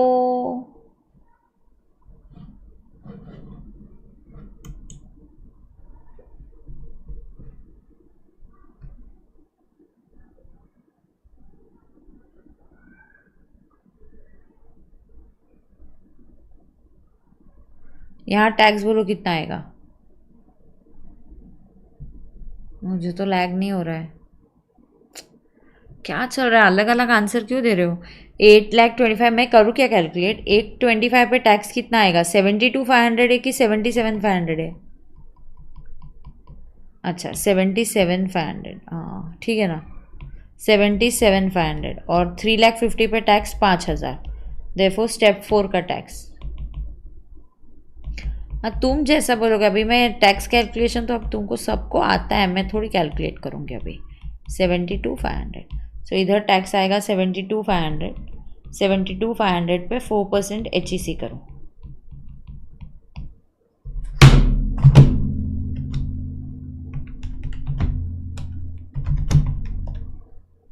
75,400 आंसर है क्या 75,400 का, सी, तो ऑप्शन सी।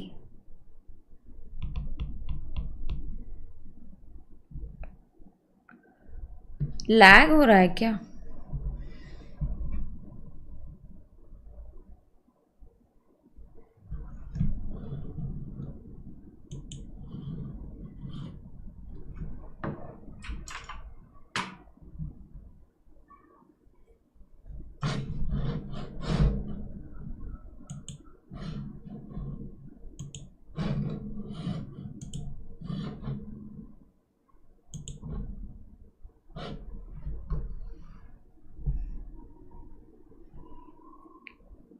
ठीक है डन है।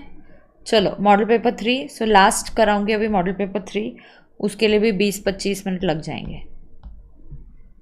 सो मॉडल पेपर 3 का MCQ करते हैं, तो 15 और 15 मार्क्स, 30 मार्क्स की तो प्रैक्टिस कर ली, अभी और करेंगे, तो 45 मार्क्स, मतलब लगभग आधा पेपर सॉल्व किया, ऐसा हो जाएगा। चलो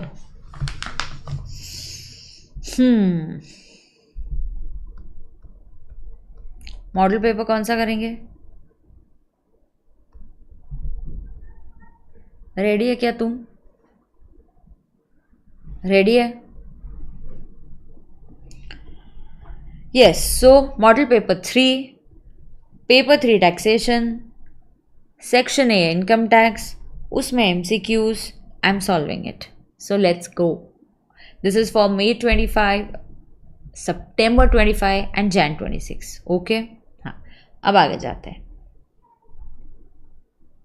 हाँ रिबेट नहीं मिलेगा Mayank, because it's out of back, 115 back के बाहर तो रिबेट 5 लाख तक ही मिलता है, और उधर वो रिलीफ वाला फंडा नहीं होता, ठीक है।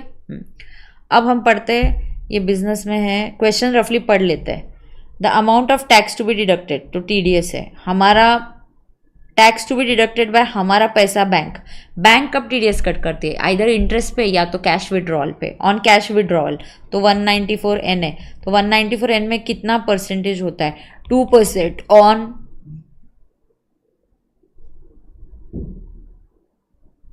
ठीक है कोई बात नहीं है, 2% on amount on cash withdrawn above 1 CR।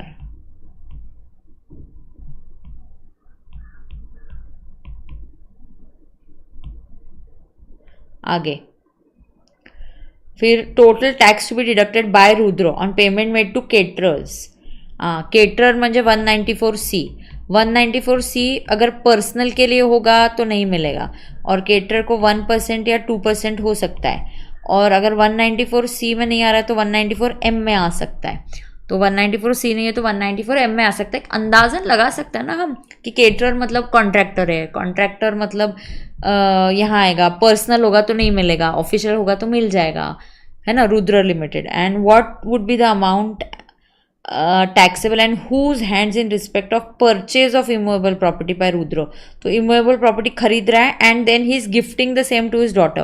पहले रुद्र ने SK बिल्डर से प्रॉपर्टी खरीदी, फिर वो गिफ्ट कर रहा है, ऐसे क्वेश्चन से समझ रहा है। तो ये 3 क्वेश्चन है या सो इन 3 क्वेश्चन के बेसिस पे पढ़ते, बहुत डेटा दिया जाता है, आप रफली पहले क्वेश्चन को पढ़ा करो, समझा करो, हाँ, और फिर हम पढ़ते हैं, okay. Yes, so this is the MCQ practice that you need to do, is that okay? So this is the MCQ practice for May 25, September 25 and Jan 26. Rudra is engaged in the business of trading since 2018 his turnover for PY 23-24 last year, उसका turnover PY 23-24 वो 6 करोड़। माने इस साल आपको पता है ना 194C में TDS तभी आएगा अगर लास्ट ईयर आपका टर्नओवर 1 करोड़ के ऊपर है, तो उसका टर्नओवर तो 6 करोड़ है, तो 194C का TDS वो कट कर सकता है। His minor daughter's marriage, God what obsession does I say I have with minor daughter's marriage and I'm really going to write a mail to them. I feel कहाँ ज़माना है और हम कहाँ पहुँच रहे हो और आप कहाँ माइनर डॉटर की मैरिज से रिलेटेड सवाल पूछते हो। सीरियसली है क्या इतनी माइनर की अभी शादियाँ होती है क्या इतना, मतलब इज इट अ कंसर्न? क्या they are putting it, we progress so much. ठीक है। His minor daughter's marriage is fixed in December 24. He planned a destination wedding in Goa for his minor daughter. For the wedding, he withdrew 40 lakhs cash in the month of September and 65 lakhs cash in the month of October from हमारा पैसा bank. तो total withdrawal कितना हो गया? 1 करोड़ 5 लाख। चलो तो 1 करोड़ 5 लाख पे minus 1 crore करो, 5 लाख पे 2%, 5 लाख पे 2% मतलब 10,000। तो पहला आपको हमारा पैसा बैंक को 194N कैश विड्रॉल पे 10,000 का TDS कट करना पड़ेगा। Do you have that 10,000? अयो नहीं है क्या? हाँ है ना 10,000। सो 5 लाख पे 2%, so that's 10,000। O my God, आगे जाएंगे आगे जाएंगे। आप क्या कभी कभी लाइव के बाद देखते हो और स्पीड अप करके देखते हो क्या? मैं बहुत धीरे बात करती हूँ, बाद में बात करेंगे, लेकिन इसके बारे में अभी कुछ मत बोलो। He book 30 rooms and 5 days accommodation for his relatives in Raho hotel, हमारा बैंक रहो होटल क्या नाम है, and paid 40,000 in cash as advance and balance by account payee cheque. He took catering services of tasty caterers. Now tasty caterers बेटी की शादी के लिए या तो पर्सनल, तो 194C नहीं आएगा। अगर केटरिंग, ऐसा मत बोलो। Thank you ma'am for all your efforts, I have learn so much from you, I am sorry I might not achieve. No no, whatever you achieve don't say sorry, efforts है important. मैं भी तो efforts ले रही हूँ, मुझे नहीं पता पेपर ऐसा ही आएगा या कैसे आएगा, हम एफर्ट लेना हमारा काम है बस। ठीक है। हाँ TDS एक्सेस पे होता है या अब यहाँ पे देखो, और हाँ 194C नहीं आएगा क्योंकि पर्सनल है, लेकिन अगर 50 लाख के ऊपर पेमेंट करोगे तो 194M आ जाएगा। M पे पहले रेट 5% था, अब 1 अक्टूबर के बाद पेमेंट 2% है। अब ये कब किया उसने? डॉटर की शादी कब हो रही है? 15 अक्टूबर। अच्छा 15 अक्टूबर, लेकिन 10,20,000 ही है, सो 194MB नहीं आएगा, so no TDS। M is also not applicable. M के लिए थ्रेशोल्ड लिमिट 50 लाख होता है, और 50 लाख कब होता है कब होता है कब होता है कब होता है कब होता है? Oh my God oh my God oh my God. हाँ और उस पर 1 अक्टूबर के बाद तो रेट 2% है, लेकिन यहाँ TDS ही नहीं आएगा, सो नो TDS हो गया, नील, नो TDS हो गया। तीसरा,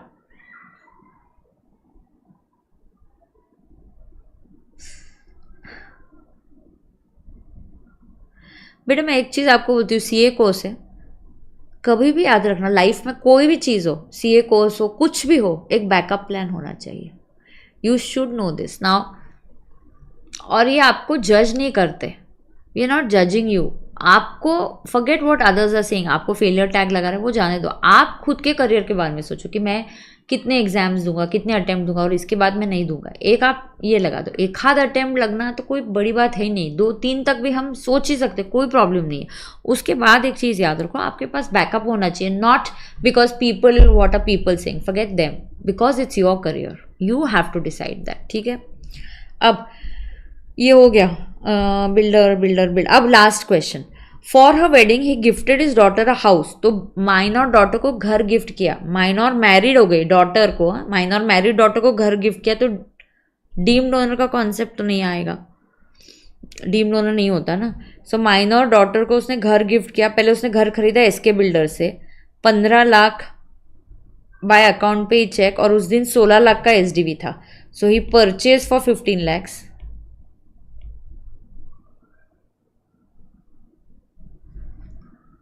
अच्छा मैम, लेकिन उसका टर्नओवर किल बोल रहा है मैम, अगर उसका टर्नओवर 194C केटरर में अगर 1 करोड़ से ऊपर है तो सी एप्लीकेबल हो गया। हाँ, लेकिन सी एप्लीकेबल होने के बाद भी वो इनडायरेक्टली एप्लीकेबल नहीं हुआ। क्यों? क्योंकि पर्सनल के लिए, तो सी के अंडर में फिट नहीं हुई क्योंकि पर्सनल है। तो जब आप सी से बाहर आ जाते हो क्योंकि वो एप्लीकेबल ही नहीं है, क्योंकि पर्सनल है, तो आपको 194M आता है। हमने किया है किल ऐसा। Okay okay. अब देखो परचेज प्राइस आपकी 15 लाख है, एसडीवी 16 लाख है, आपको बेनिफिट मिल रहा है 1 लाख का, लेकिन क्या इस पर टैक्स लगेगा? अब 56, दिस इज इनएडिक्वेट परचेज।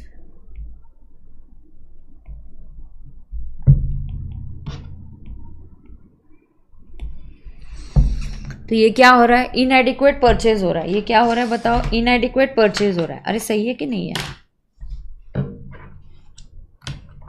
ये इनएडिक्वेट परचेज हो रहा है। अब इसमें एग्जम्पशन मिलता है। हाँ, कितना एग्जम्पशन मिलता है? This is inadequate purchase of immovable property 56 to 10। अरे हाँ ना,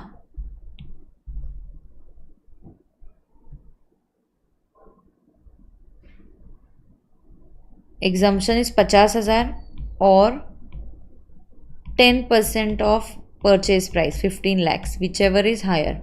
तो आप एग्जम्पशन के अंडर हो। यस, तो आपका benefit it is within exemption, so no tax, exempt हो जाएगा। It is within exemption, therefore no 56 to 10, कुछ इनकम नहीं आएगा। तो क्योंकि मैंने इनएडिक्वेट में परचेज किया तो मेरे हैंड में इनकम होगा क्या? नहीं। फिर मैंने डॉटर को गिफ्ट किया, है तो मेरी डॉटर, उसके हैंड्स में भी आईओएस आएगा क्या? नहीं। तो वही बोल रहे हैं, सवाल देखो, what will be the taxable in whose hand when you purchase the immovable property? Nothing is taxable in the hands of mister Rudra. Okay. And what will be the gift daughter को देने पे क्या उसके हैंड्स में tax होगा? तो नहीं।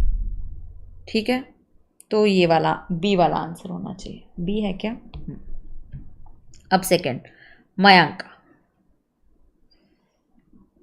मयांक वाला सवाल करेंगे।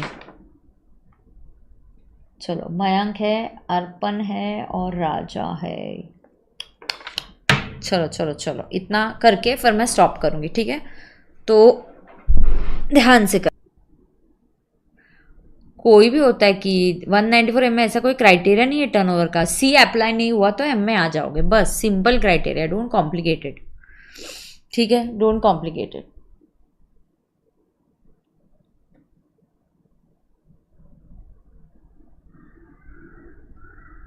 अब सुनो,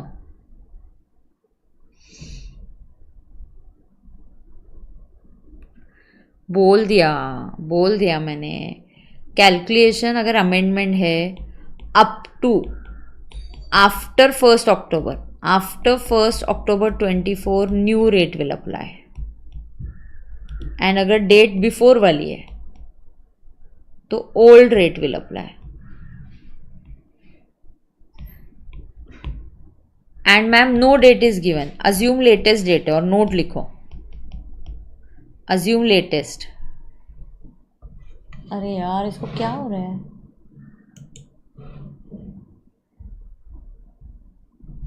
मेरे यहाँ तो एक्सीलेंट आ रहा है।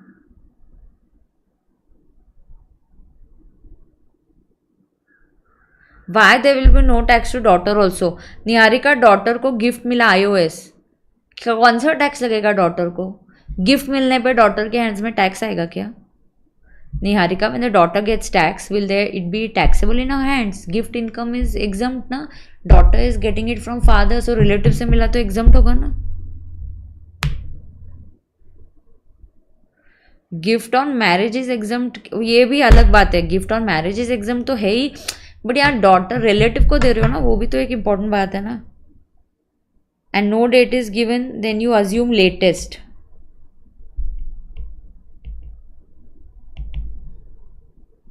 एंड राइट अ नोट, कि आपको पता है ओल्ड डेट होती है, एंड राइट अ नोट कि अगर ओल्ड डेट होती तो हम ओल्ड के हिसाब से लेते वगैरह वगैरह। अरे यार क्या करूँ मैं,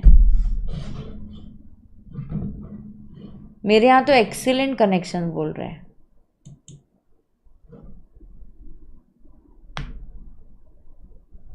चलो एक ही क्वेश्चन करना है, थोड़ा सा ट्राई करते हैं, नहीं तो रह जाएगा फिर ये सब। एक ही 2-3 ही क्वेश्चन है, यही एक आखिरी क्वेश्चन करा रही हूँ ना, तो फिर हो जाएगा। चलो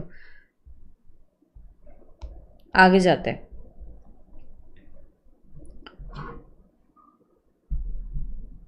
मैम TDS TCS का लेक्चर भी यूट्यूब पर है। हाँ, मैंने वो मैराथन लिया ना, SPC चैनल पे है ब्रह्मास्त्र, SPC चैनल पे है ब्रह्मास्त्र लिया हुआ, उधर है।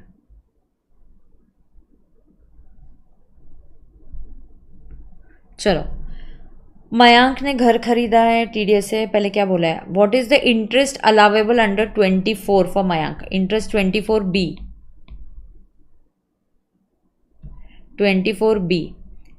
24B सो 24B मतलब हाउस प्रॉपर्टी के लोन का इंटरेस्ट चाहिए, ठीक है। What is the amount of deduction permissible under chapter 6 A, तो चैप्टर 6 के डिडक्शंस चाहिए, ठीक है। In whose hand would Siya's rental income from house property be tax and how much would be the tax, तो मयांक के हैंड्स में होगा कि सिया, ऐसा कुछ तो सवाल है, ठीक है।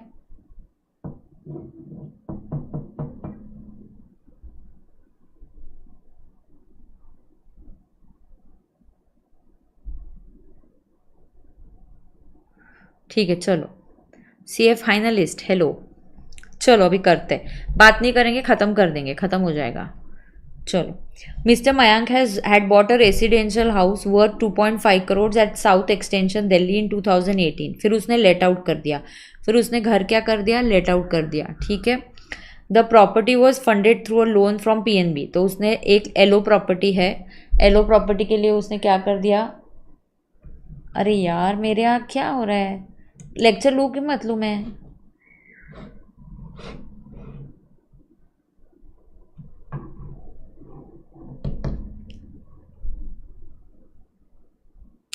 मेरे यहाँ तो बता रहा है good connection good connection good connection. हाँ ठीक है, अब पॉज करो, चलो सुनो अभी। प्रॉपर्टी वॉज फंडेड, हाँ द इंटरेस्ट, क्योंकि मैं भी मोबाइल पे ही देख रही हूँ लेक्चर, मैं भी लेक्चर मोबाइल पे देख रही हूँ, तो मेरे यहाँ भी स्ट्रीम हो रहा है, वो सर्वर है, बट मैं भी आपके जैसे मोबाइल पे क्वेरी देख रही हूँ आपकी, तो मेरे यहाँ भी लैग नहीं हो रहा है, मैं लेक्चर देख पा रही हूँ। चलो अब कंप्लीट करते हैं। द इंटरेस्ट ड्यू, अच्छा अब इंटरेस्ट PNB को मैं LO प्रॉपर्टी है, LO प्रॉपर्टी को द इंटरेस्ट ड्यू, LO के लिए कोई लिमिट नहीं होता है, तो Mayank has bot a residential house property in Delhi, अब वो दिल्ली में खरीदा उसने, फिर उसको लेट आउट कर दिया रिहान को। The property was funded through a loan from PNB, तो PNB बैंक का जो इंटरेस्ट है FI रेडीमेड दिया है 24-25 का, इस 25 lakhs out of which only 20 lakhs is paid. Interest on HP payment basis पे अलाउ नहीं होता, interest on HP is allowed on accrual basis, तो interest on HP is allowed on accrual basis, तो accrual basis पे allow होता है, तो ये है 25 lakhs, तो इंटरेस्ट, ये बात तो पक्की है, LO पोर्शन के लिए 25 lakhs will be the allowable interest, 25 lakhs will be allowable interest. Mister Mayank then took a loan of 1.5 CR from SBI, okay, on 1 July, तो ये कब लिया उसने, ऑन 1 जुलाई। अब उसने और एक लोन लिया, mister Mayank then took a loan for loan of 1.5 crores from SBI for construction of first floor in that house for self occupation, तो अब उसको एक और घर कंस्ट्रक्ट करना है for self occupation. The construction is in progress on 31 March 25, तो अभी तक चल ही रहा है कंस्ट्रक्शन, काम is going on, it's not yet completed, तो जब ये कंप्लीट होगा फिर हम इसका प्री कंस्ट्रक्शन लेंगे, ये चल ही रहा है, it is in progress up to 31 March 25, हम PY 24-25 सॉल्व कर रहे हैं, अब तक घर रेडी नहीं हुआ है, तो मैंने ऑलरेडी SBI से 1.5 CR का लोन लिया है, मैं वो पे कर रही हूँ, but that is pre construction interest. SO का वर्किंग कब से आएगा, तो ग्राउंड फ्लोर मेरा LO माना जाएगा, फर्स्ट फ्लोर मेरा SO माना जाएगा, लेकिन फर्स्ट फ्लोर SO कब माना जाएगा, जब मेरा घर रेडी हो जाएगा, तो यहाँ प्री कंस्ट्रक्शन इंटरेस्ट नहीं आएगा, तो यहाँ mister Mayank started repaying the EMI due to SBI during 24-25, he repaid principal amount of 25 lakhs and 5 lakhs to PNB, तो उसने प्रिंसिपल रीपेमेंट किया है, 5 लाख PNB को किया और 25 lakhs PNB को and 5 lakhs to PNB and SBI respectively. He also paid interest of 8 lakhs to SBI out of 10 lakhs being interest due for this period, but ये pre construction है, ये क्या है, pre construction, and principal repayment 80C में जाएगा। तो देखो क्योंकि हमने क्वेश्चन पढ़ा, वी गॉट प्रिपेयर्ड कि प्रिंसिपल रीपेमेंट 80C में आएगा, तो एग्जैक्टली यहाँ ये प्री कंस्ट्रक्शन इंटरेस्ट है, लेकिन प्री कंस्ट्रक्शन अभी नहीं आएगा। प्री कंस्ट्रक्शन तभी स्टार्ट होता है वर्किंग जब घर रेडी हो जाता है। तो जैसे एसओ जो है आपका फर्स्ट फ्लोर पे आप बांध रहे हो, अभी वो रेडी नहीं है, जब वो रेडी हो जाएगा 31 मार्च 25 तक वो रेडी नहीं हुआ है। Mister Mayank owns another house in Haryana. अब बाबा कितने घर है इसके पास। पहले ये घर लिया है एक दिल्ली में, पार्ट 1 एलो है, पार्ट 2 अभी उसका ऊपर का कंस्ट्रक्शन हो रहा है, ठीक है। He transfer that house to his minor daughter. Wait, ये अभी नहीं चाहिए, ये घर से अभी इंटरेस्ट की कुछ नहीं है, ठीक है। हाँ, तो माइनर डॉटर को ट्रांसफ़र किया। रुको रुको, मैरिड नहीं है, थैंक गॉड। अब ये अलग बात है, यहाँ पे लोन का पार्ट, और मयंक ने इलेक्ट्रिक व्हीकल लिया है, ये उसका लोन है, तो ये डिडक्शन वाला पार्ट है। तो इतना मेरे लिए काफ़ी है। तो मुझे पता है इंटरेस्ट 25 लाख आएगा। एलो पोर्शन का 2 पार्ट है, ओके। मयंक के पास 2 पार्ट है, देखो मयंक के पास 2 पार्ट है। मयंक के पास एक घर है, वो एलो है, ओके। अब उसमें एसओ फर्स्ट फ्लोर में वो कंस्ट्रक्ट कर रहा है, दिस इज अंडर कंस्ट्रक्शन। ये एसओ का वर्किंग कब आएगा? हाउस प्रॉपर्टी की 3 कंडीशंस है। एचपी का दरवाजा तभी खुलता है when there is a house.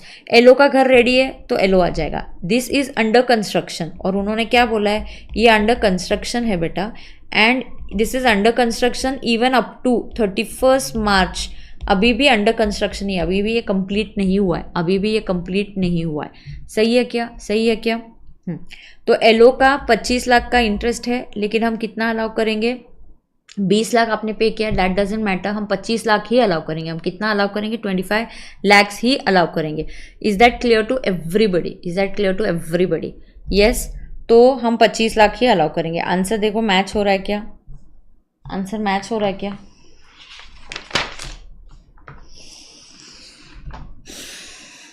चलो आगे जाएंगे।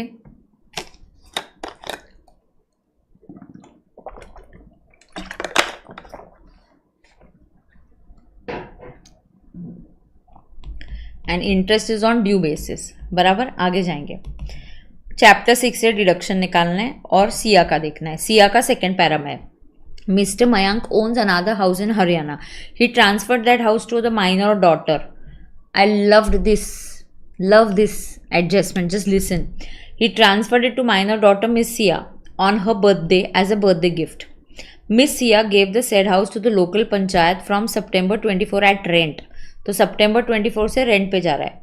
तो September, October, November, December, Jan, Feb, March, 7 months के लिए रेंट पे जा रहा है। 7 months के लिए ये रेंट पे जा रहा है। Thank you thank you thank you. 7 months के लिए रेंट पे जा रहा है, ठीक है। So she has given this on rent, ठीक है। अब रेंटल इनकम माइनर का है, माइनर को रेंटल इनकम है तो माइनर के हैंड में तो नहीं आएगा। आपको लग रहा है क्या क्लब होगा? ये मैरिड डॉटर नहीं है, ये मैरिड डॉटर नहीं है, सिर्फ माइनर है। माइनर डॉटर देख के हर बार मैरिड है ऐसा मत समझो। Mrs Mayank's total income is higher than mister Mayank. This is the first year when Siya has any source of income. Father ने सिया को घर दिया, ओके, और रेंट कब है? 5,000, okay. So here we go, father माने मयंक। फैक्ट्स लिखो, फैक्ट्स लिखते जाओ, एग्जाम में लिखने का तो क्लिक होता है। Gave the house to Siya, उसको गिफ्ट किया। सिया माइनर है, daughter, she is not married. Father will become the deemed owner. यहाँ क्लबिंग नहीं होगा, डीम्ड ओनर का कॉन्सेप्ट आता है, इसलिए 1500 भी माइनस नहीं होंगे। क्लबिंग किया तो 1500 माइनस होता है। यहाँ भले ही मदर का इनकम हायर है, it's a wrong number. Mother's income is higher, is a wrong number, this is wrong number. Yes, कोई यहाँ पे वो नहीं करेंगे, डीम्ड ओनर बन जाएंगे। When father individual transfers the asset to spouse for inadequate consideration, deemed owner. Individual transfers it to minor children, deemed owner. लेकिन except क्या है? हाँ, individual transfers the asset to spouse, deemed owner. Individual transfers the asset to minor, individual will become, individual becomes deemed owner. इधर भी individual becomes deemed owner. यहाँ exception है, इसका exception क्या है? डीम्ड ओनर नहीं लगेगा जब इनका डिवोर्स हो रहा है, दे आर लिविंग अपार्ट। यहाँ एक्सेप्शन है जब माइनर मैरिड डॉटर है। तो मैम माइनर मैरिड डॉटर को घर दे दिया तो चिंता मत करो, उसने रेंट पे दिया तो क्लबिंग होगा, फिर क्लबिंग होगा। डीम्ड ओनर नहीं है तो क्लबिंग आ जाएगा, एक्सेप्ट माइनर मैरिड डॉटर। यहाँ ये माइनर मैरिड डॉटर नहीं है तो आप इंडिविजुअल माइनर को दे रहे हैं तो इंडिविजुअल डीम्ड ओनर बनेगा। फादर मयंक है, Mayank is giving it to Siya, तो यहाँ डीम्ड ओनर है मयंक, तो जो भी घर का इनकम है वो मयंक के हैंड्स में आएगा। और मदर का इनकम इज हायर, बेटा ये रॉन्ग नंबर दिया है। सारे ऐसे क्वेश्चंस नहीं आएंगे एमसीक्यू में। अच्छा यहाँ सारे टफ है, वहाँ ऐसा नहीं होगा सारा टफ आएगा, चिंता मत करो यार, ऐसे घबराओ मत तुम, टेंशन लोगे तो कैसे चलेगा। हाँ सुनो अभी, अब यहाँ पे क्या करेंगे, अब यहाँ पे क्या करेंगे।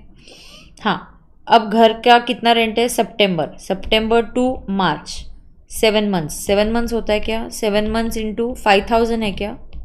रेंटल इनकम कितनी है? 35,000 में से स्टैंडर्ड डिडक्शन 30%, सो बैलेंस।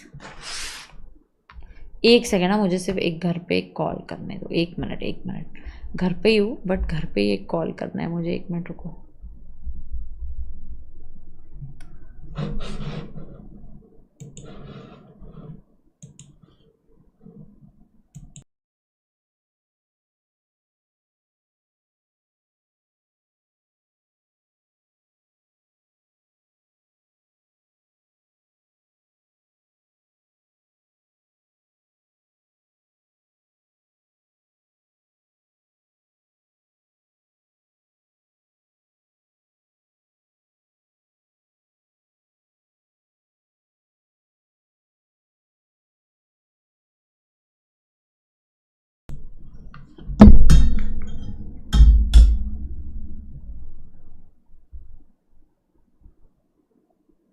चलो आंसर देखो, आवाज़ आ गई ना मेरी वापस? हाँ आंसर चेक करो, 24,500 है क्या?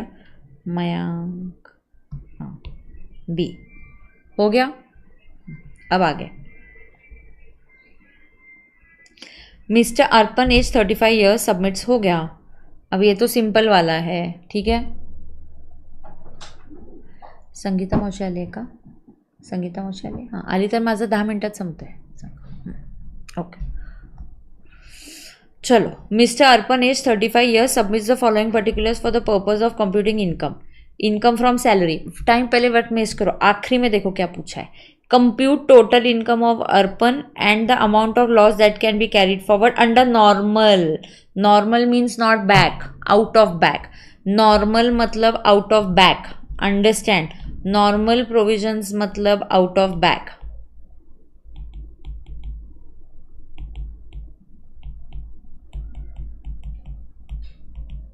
नॉर्मल प्रोविजंस मतलब आउट ऑफ बैक में जाना है, सही है क्या? हाँ।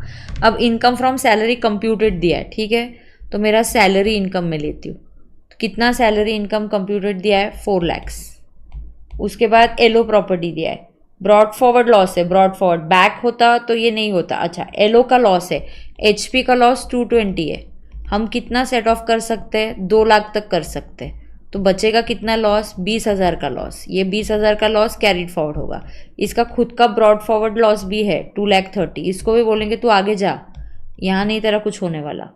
यहाँ 2 लाख आप सेट ऑफ करोगे एचपी का loss. Inter head adjustment can be done up to 2 lakhs, और बैक होता है तो इंटर हेड कर ही नहीं सकते, करेक्ट। तो ये एचपी का लॉस इतना जो 220 है वो सेट ऑफ करेंगे, तो सैलरी बचेगा कितना? तो मेरा सैलरी पॉजिटिव है 4 lakhs, बचेगा कितना? 2 lakhs। अरे हाँ ना, तो सैलरी कितना बचेगा? 2 lakhs।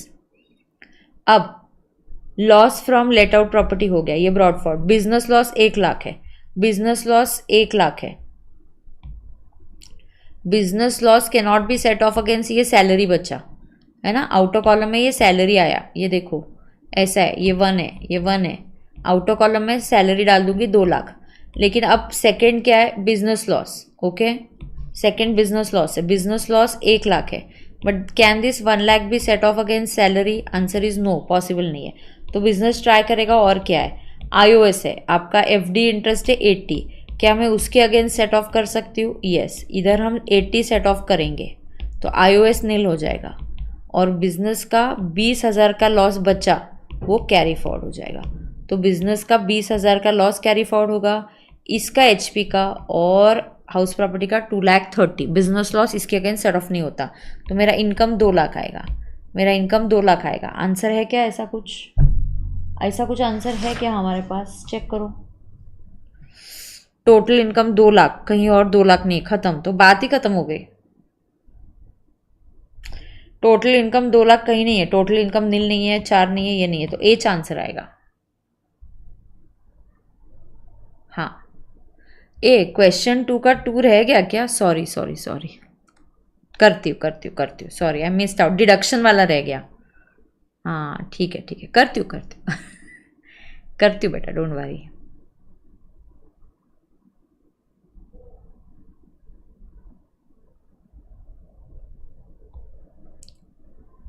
डिडक्शन वाला करती हूँ, ठीक है, डिडक्शन वाला करती हूँ। मयंक ने इलेक्ट्रिक व्हीकल खरीदी 50 lakhs की, लोन लिया बैंक से which was sanctioned in 22। Loan यहाँ पे ना 19 से लेके 23 तक अलाउड है। ओके, तो ये उसी ईयर में आ रहा है, ये 80 EEB होता है, ठीक है। उसने इंटरेस्ट चार्ज किया 7 लाख, तो 7 लाख का इंटरेस्ट नहीं मिलेगा आपको, 1.5 लाख मिलेगा। Mr. Mayank has also taken a loan from ABC for daughter's education. He paid 50,000 as interest. तो 80E मिलेगा 50,000।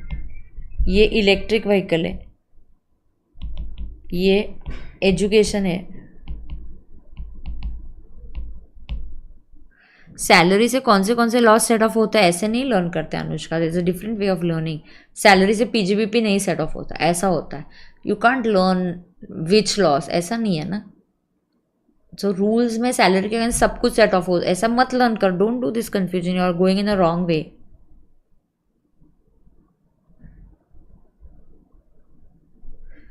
हितेश तो मेरे को सब जगह क्यों पूछ रहा है 100 मार्क्स का टेस्ट? एक तुझे चाहिए क्या? मैं लेती हूँ, बोलती हूँ, फिर रुक। तू मेरे को तेरा कांटेक्ट नंबर दे दे। अभी कहाँ तू टेस्ट लिखने वाला? अभी कितना टाइम बचा है? 3 घंटे तेरे पास है क्या एक्स्ट्रा अभी टेस्ट लिखने के लिए?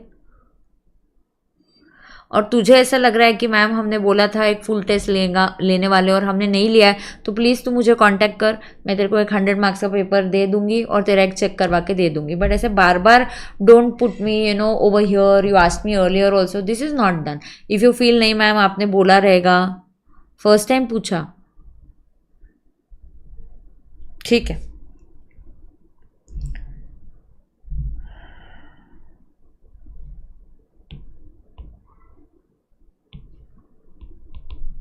उसके बाद he also paid mediclaim of 20,000 to New India Assurance, तो 80D आएगा वहाँ पे।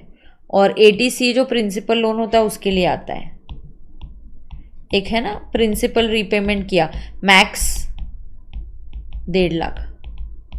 और ये क्यों मिलता है 80C? Principal repayment of housing loan. तो ऊपर मैंने मार्क किया, दिखाती हूँ आपको। 80D में कोई प्रॉब्लम नहीं है ना, 20,000 और 25,000 whichever is lower.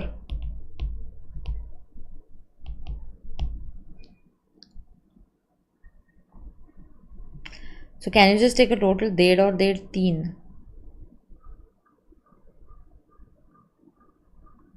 Anushka, you are going on a very wrong track.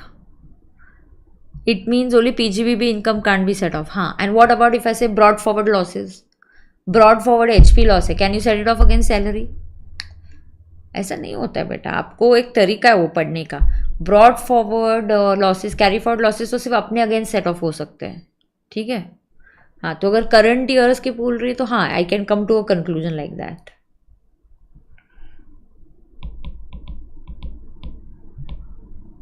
$370। Hitesh you can send me a message on Monday को, फिर मैं अरेंज करके दे दूँ तो तुझे टेस्ट 9112114653।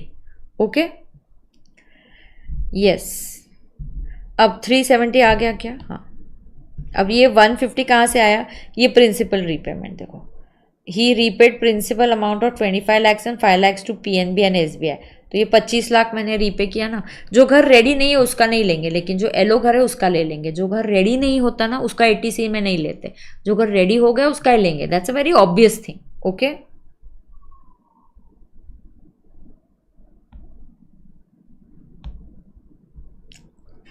चलो आखिरी question. Mr. Raja, age 64 years, not able to provide satisfactory explanation to assessing officer. Not providing satisfactory explanation, undisclosed income. This is undisclosed income. ये undisclosed income है for investment of 7 lakhs, not recorded in the books of accounts. What shall be the tax payable by him on the value of such investments to be considered? So tax payable 115 BBE, 7 lakhs पे 78% effective rate, 546. Is that correct?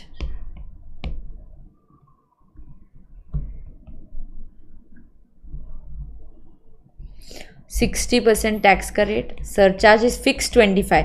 तो ma'am 7 lakh के फिर भी surcharge आता है? हाँ, fixed होता है। 60 + 25 सरचार्ज लगेगा ही लगेगा। एक तो टैक्स की चोरी करो, सरचार्ज के बारे में आर्ग्यू मत करो, ऐसा बोलते हैं टैक्स, बोलते 25% लगेगा और 4% HEC। तो ऐसा करके 78% इफेक्टिव रेट होता है। तो 5,46,000। अभी डन। चलो, तो लगभग हमारी 1.5-2 घंटे की 2 घंटे की लगभग क्लास हो गई, लगभग। तो 3 पेपर हमने सॉल्व कर दिए। टाइम मिला तो मंडे को ले लूँगी, मंडे को और 1-2 ले लूँगी। और 1 day before I will meet you on 5th May. तो मैं पक्का आपको मिलूँगी। आप जिस दिन लॉ का पेपर लिख के आओगे 5th मई को, I will take your lecture around 6:30 6:45 के आसपास ले लूँगी, ठीक है। और फिर मैं कुछ पार्ट आपको करा दूंगी, 2 घंटे या ऐसा कुछ करके करा दूंगी। बट रात भर वाला मत करना। वो 3 देखो, पढ़ाई हमारी हो चुकी है, आखिरी के 1.5 डेज में पढ़ना नहीं है। जो पढ़ा हुआ है वो आपको रिवाइज करना है। Give more importance to self study then watching lectures. But किसी को अगर लेक्चर देखना है, कुछ चीज़ें हैं मैं करा दूंगी, यस मैं करा दूंगी। बट ऐसा रात भर बैठ के देखना है नहीं। क्या आप मेरा लास्ट मैराथन GST का देख सकते हो? बिल्कुल देख सकते हो, बिल्कुल देख सकते हो। उसमें अमेंडमेंट लेक्चर से देख सकते हो, ठीक है। थोड़ा लेट ले लेंगे, 6:45 7 के आसपास ले लेंगे, ठीक है। 6:45 के आसपास ले लूँगी, 6:45 के आसपास ले लूँगी, ठीक है। मैं आपको 5 मई को तो मिलूँगी, 6 मई को भी हल्का सा कुछ शाम को, रात को 1-आध कुछ होगा तो वैसा ले लूँगी। सो 2 चीज़ें लूँगी। कुछ क्या क्या लूँगी पहले ही बता दूँगी, तो आपको प्लानिंग के लिए ईजी चला जाएगा, ठीक है, ठीक है। 1.5 डे आप आपका प्लान करो, आपके हिसाब से प्लान करो, टेलर मेड होना चाहिए, ठीक है। सो thank you so much and keep studying, don't lose confidence on your self. पढ़ाई करो। अब नया कुछ नहीं करना है, नए क्वेश्चंस, नए प्रॉब्लम्स मत करो। ये जैसे मैं मेरे साथ करा रही हूँ तो ठीक है, आपको अभी वही पढ़ना है जो आप ऑलरेडी पढ़ चुके हो, और रिविजन करना भी ज़्यादा आपके लिए ज़रूरी है, ठीक है। Yes, so thank you so much and wish you all the very best. Thank you. Yes, now last में किसी को कोई GST का भी करूँगी तो कर लूँगी। आप ही, इसलिए मैंने पूछा आप अकाउंट्स कब से कर रहे हो। मंडे ट्यूसडे मैं कर सकती हूँ, कुछ मुझे प्रॉब्लम नहीं है। बट आप मुझे बता दो कि हाँ, किसी की क्वेरीज है क्या? मैंने बोला था आखिरी के 5 मिनट में किसी को क्वेरीज होंगी तो मैं आंसर करूँगी। Yes, so in case you have any queries I am waiting. Coffee हॉलिक, कोई और भी है कॉफ़ी हॉलिक? मैं भी हूँ कॉफ़ी हॉलिक। बोलो।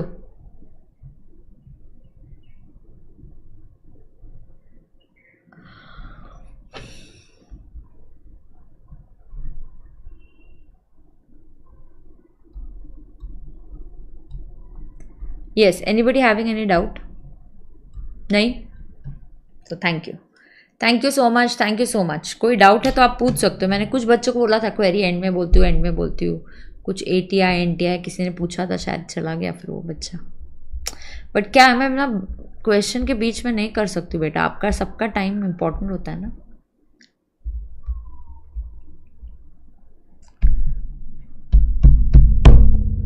Done. So thank you so much, see you, bye bye. जैसे कुछ होगा मेरे टेलीग्राम चैनल पे अपडेटेड रहना। कुछ ना कुछ आपको जैसे अपडेट्स आते हैं बताती रहती हूँ। कल कुछ नहीं लूँगी, संडे को, मंडे को लूँगी। मंडे इवनिंग आई टेक, अभी संडे को नहीं लूँगी, ठीक है। Bye bye, see you then. Radhe Radhe बेटा, राधे राधे, राधे राधे।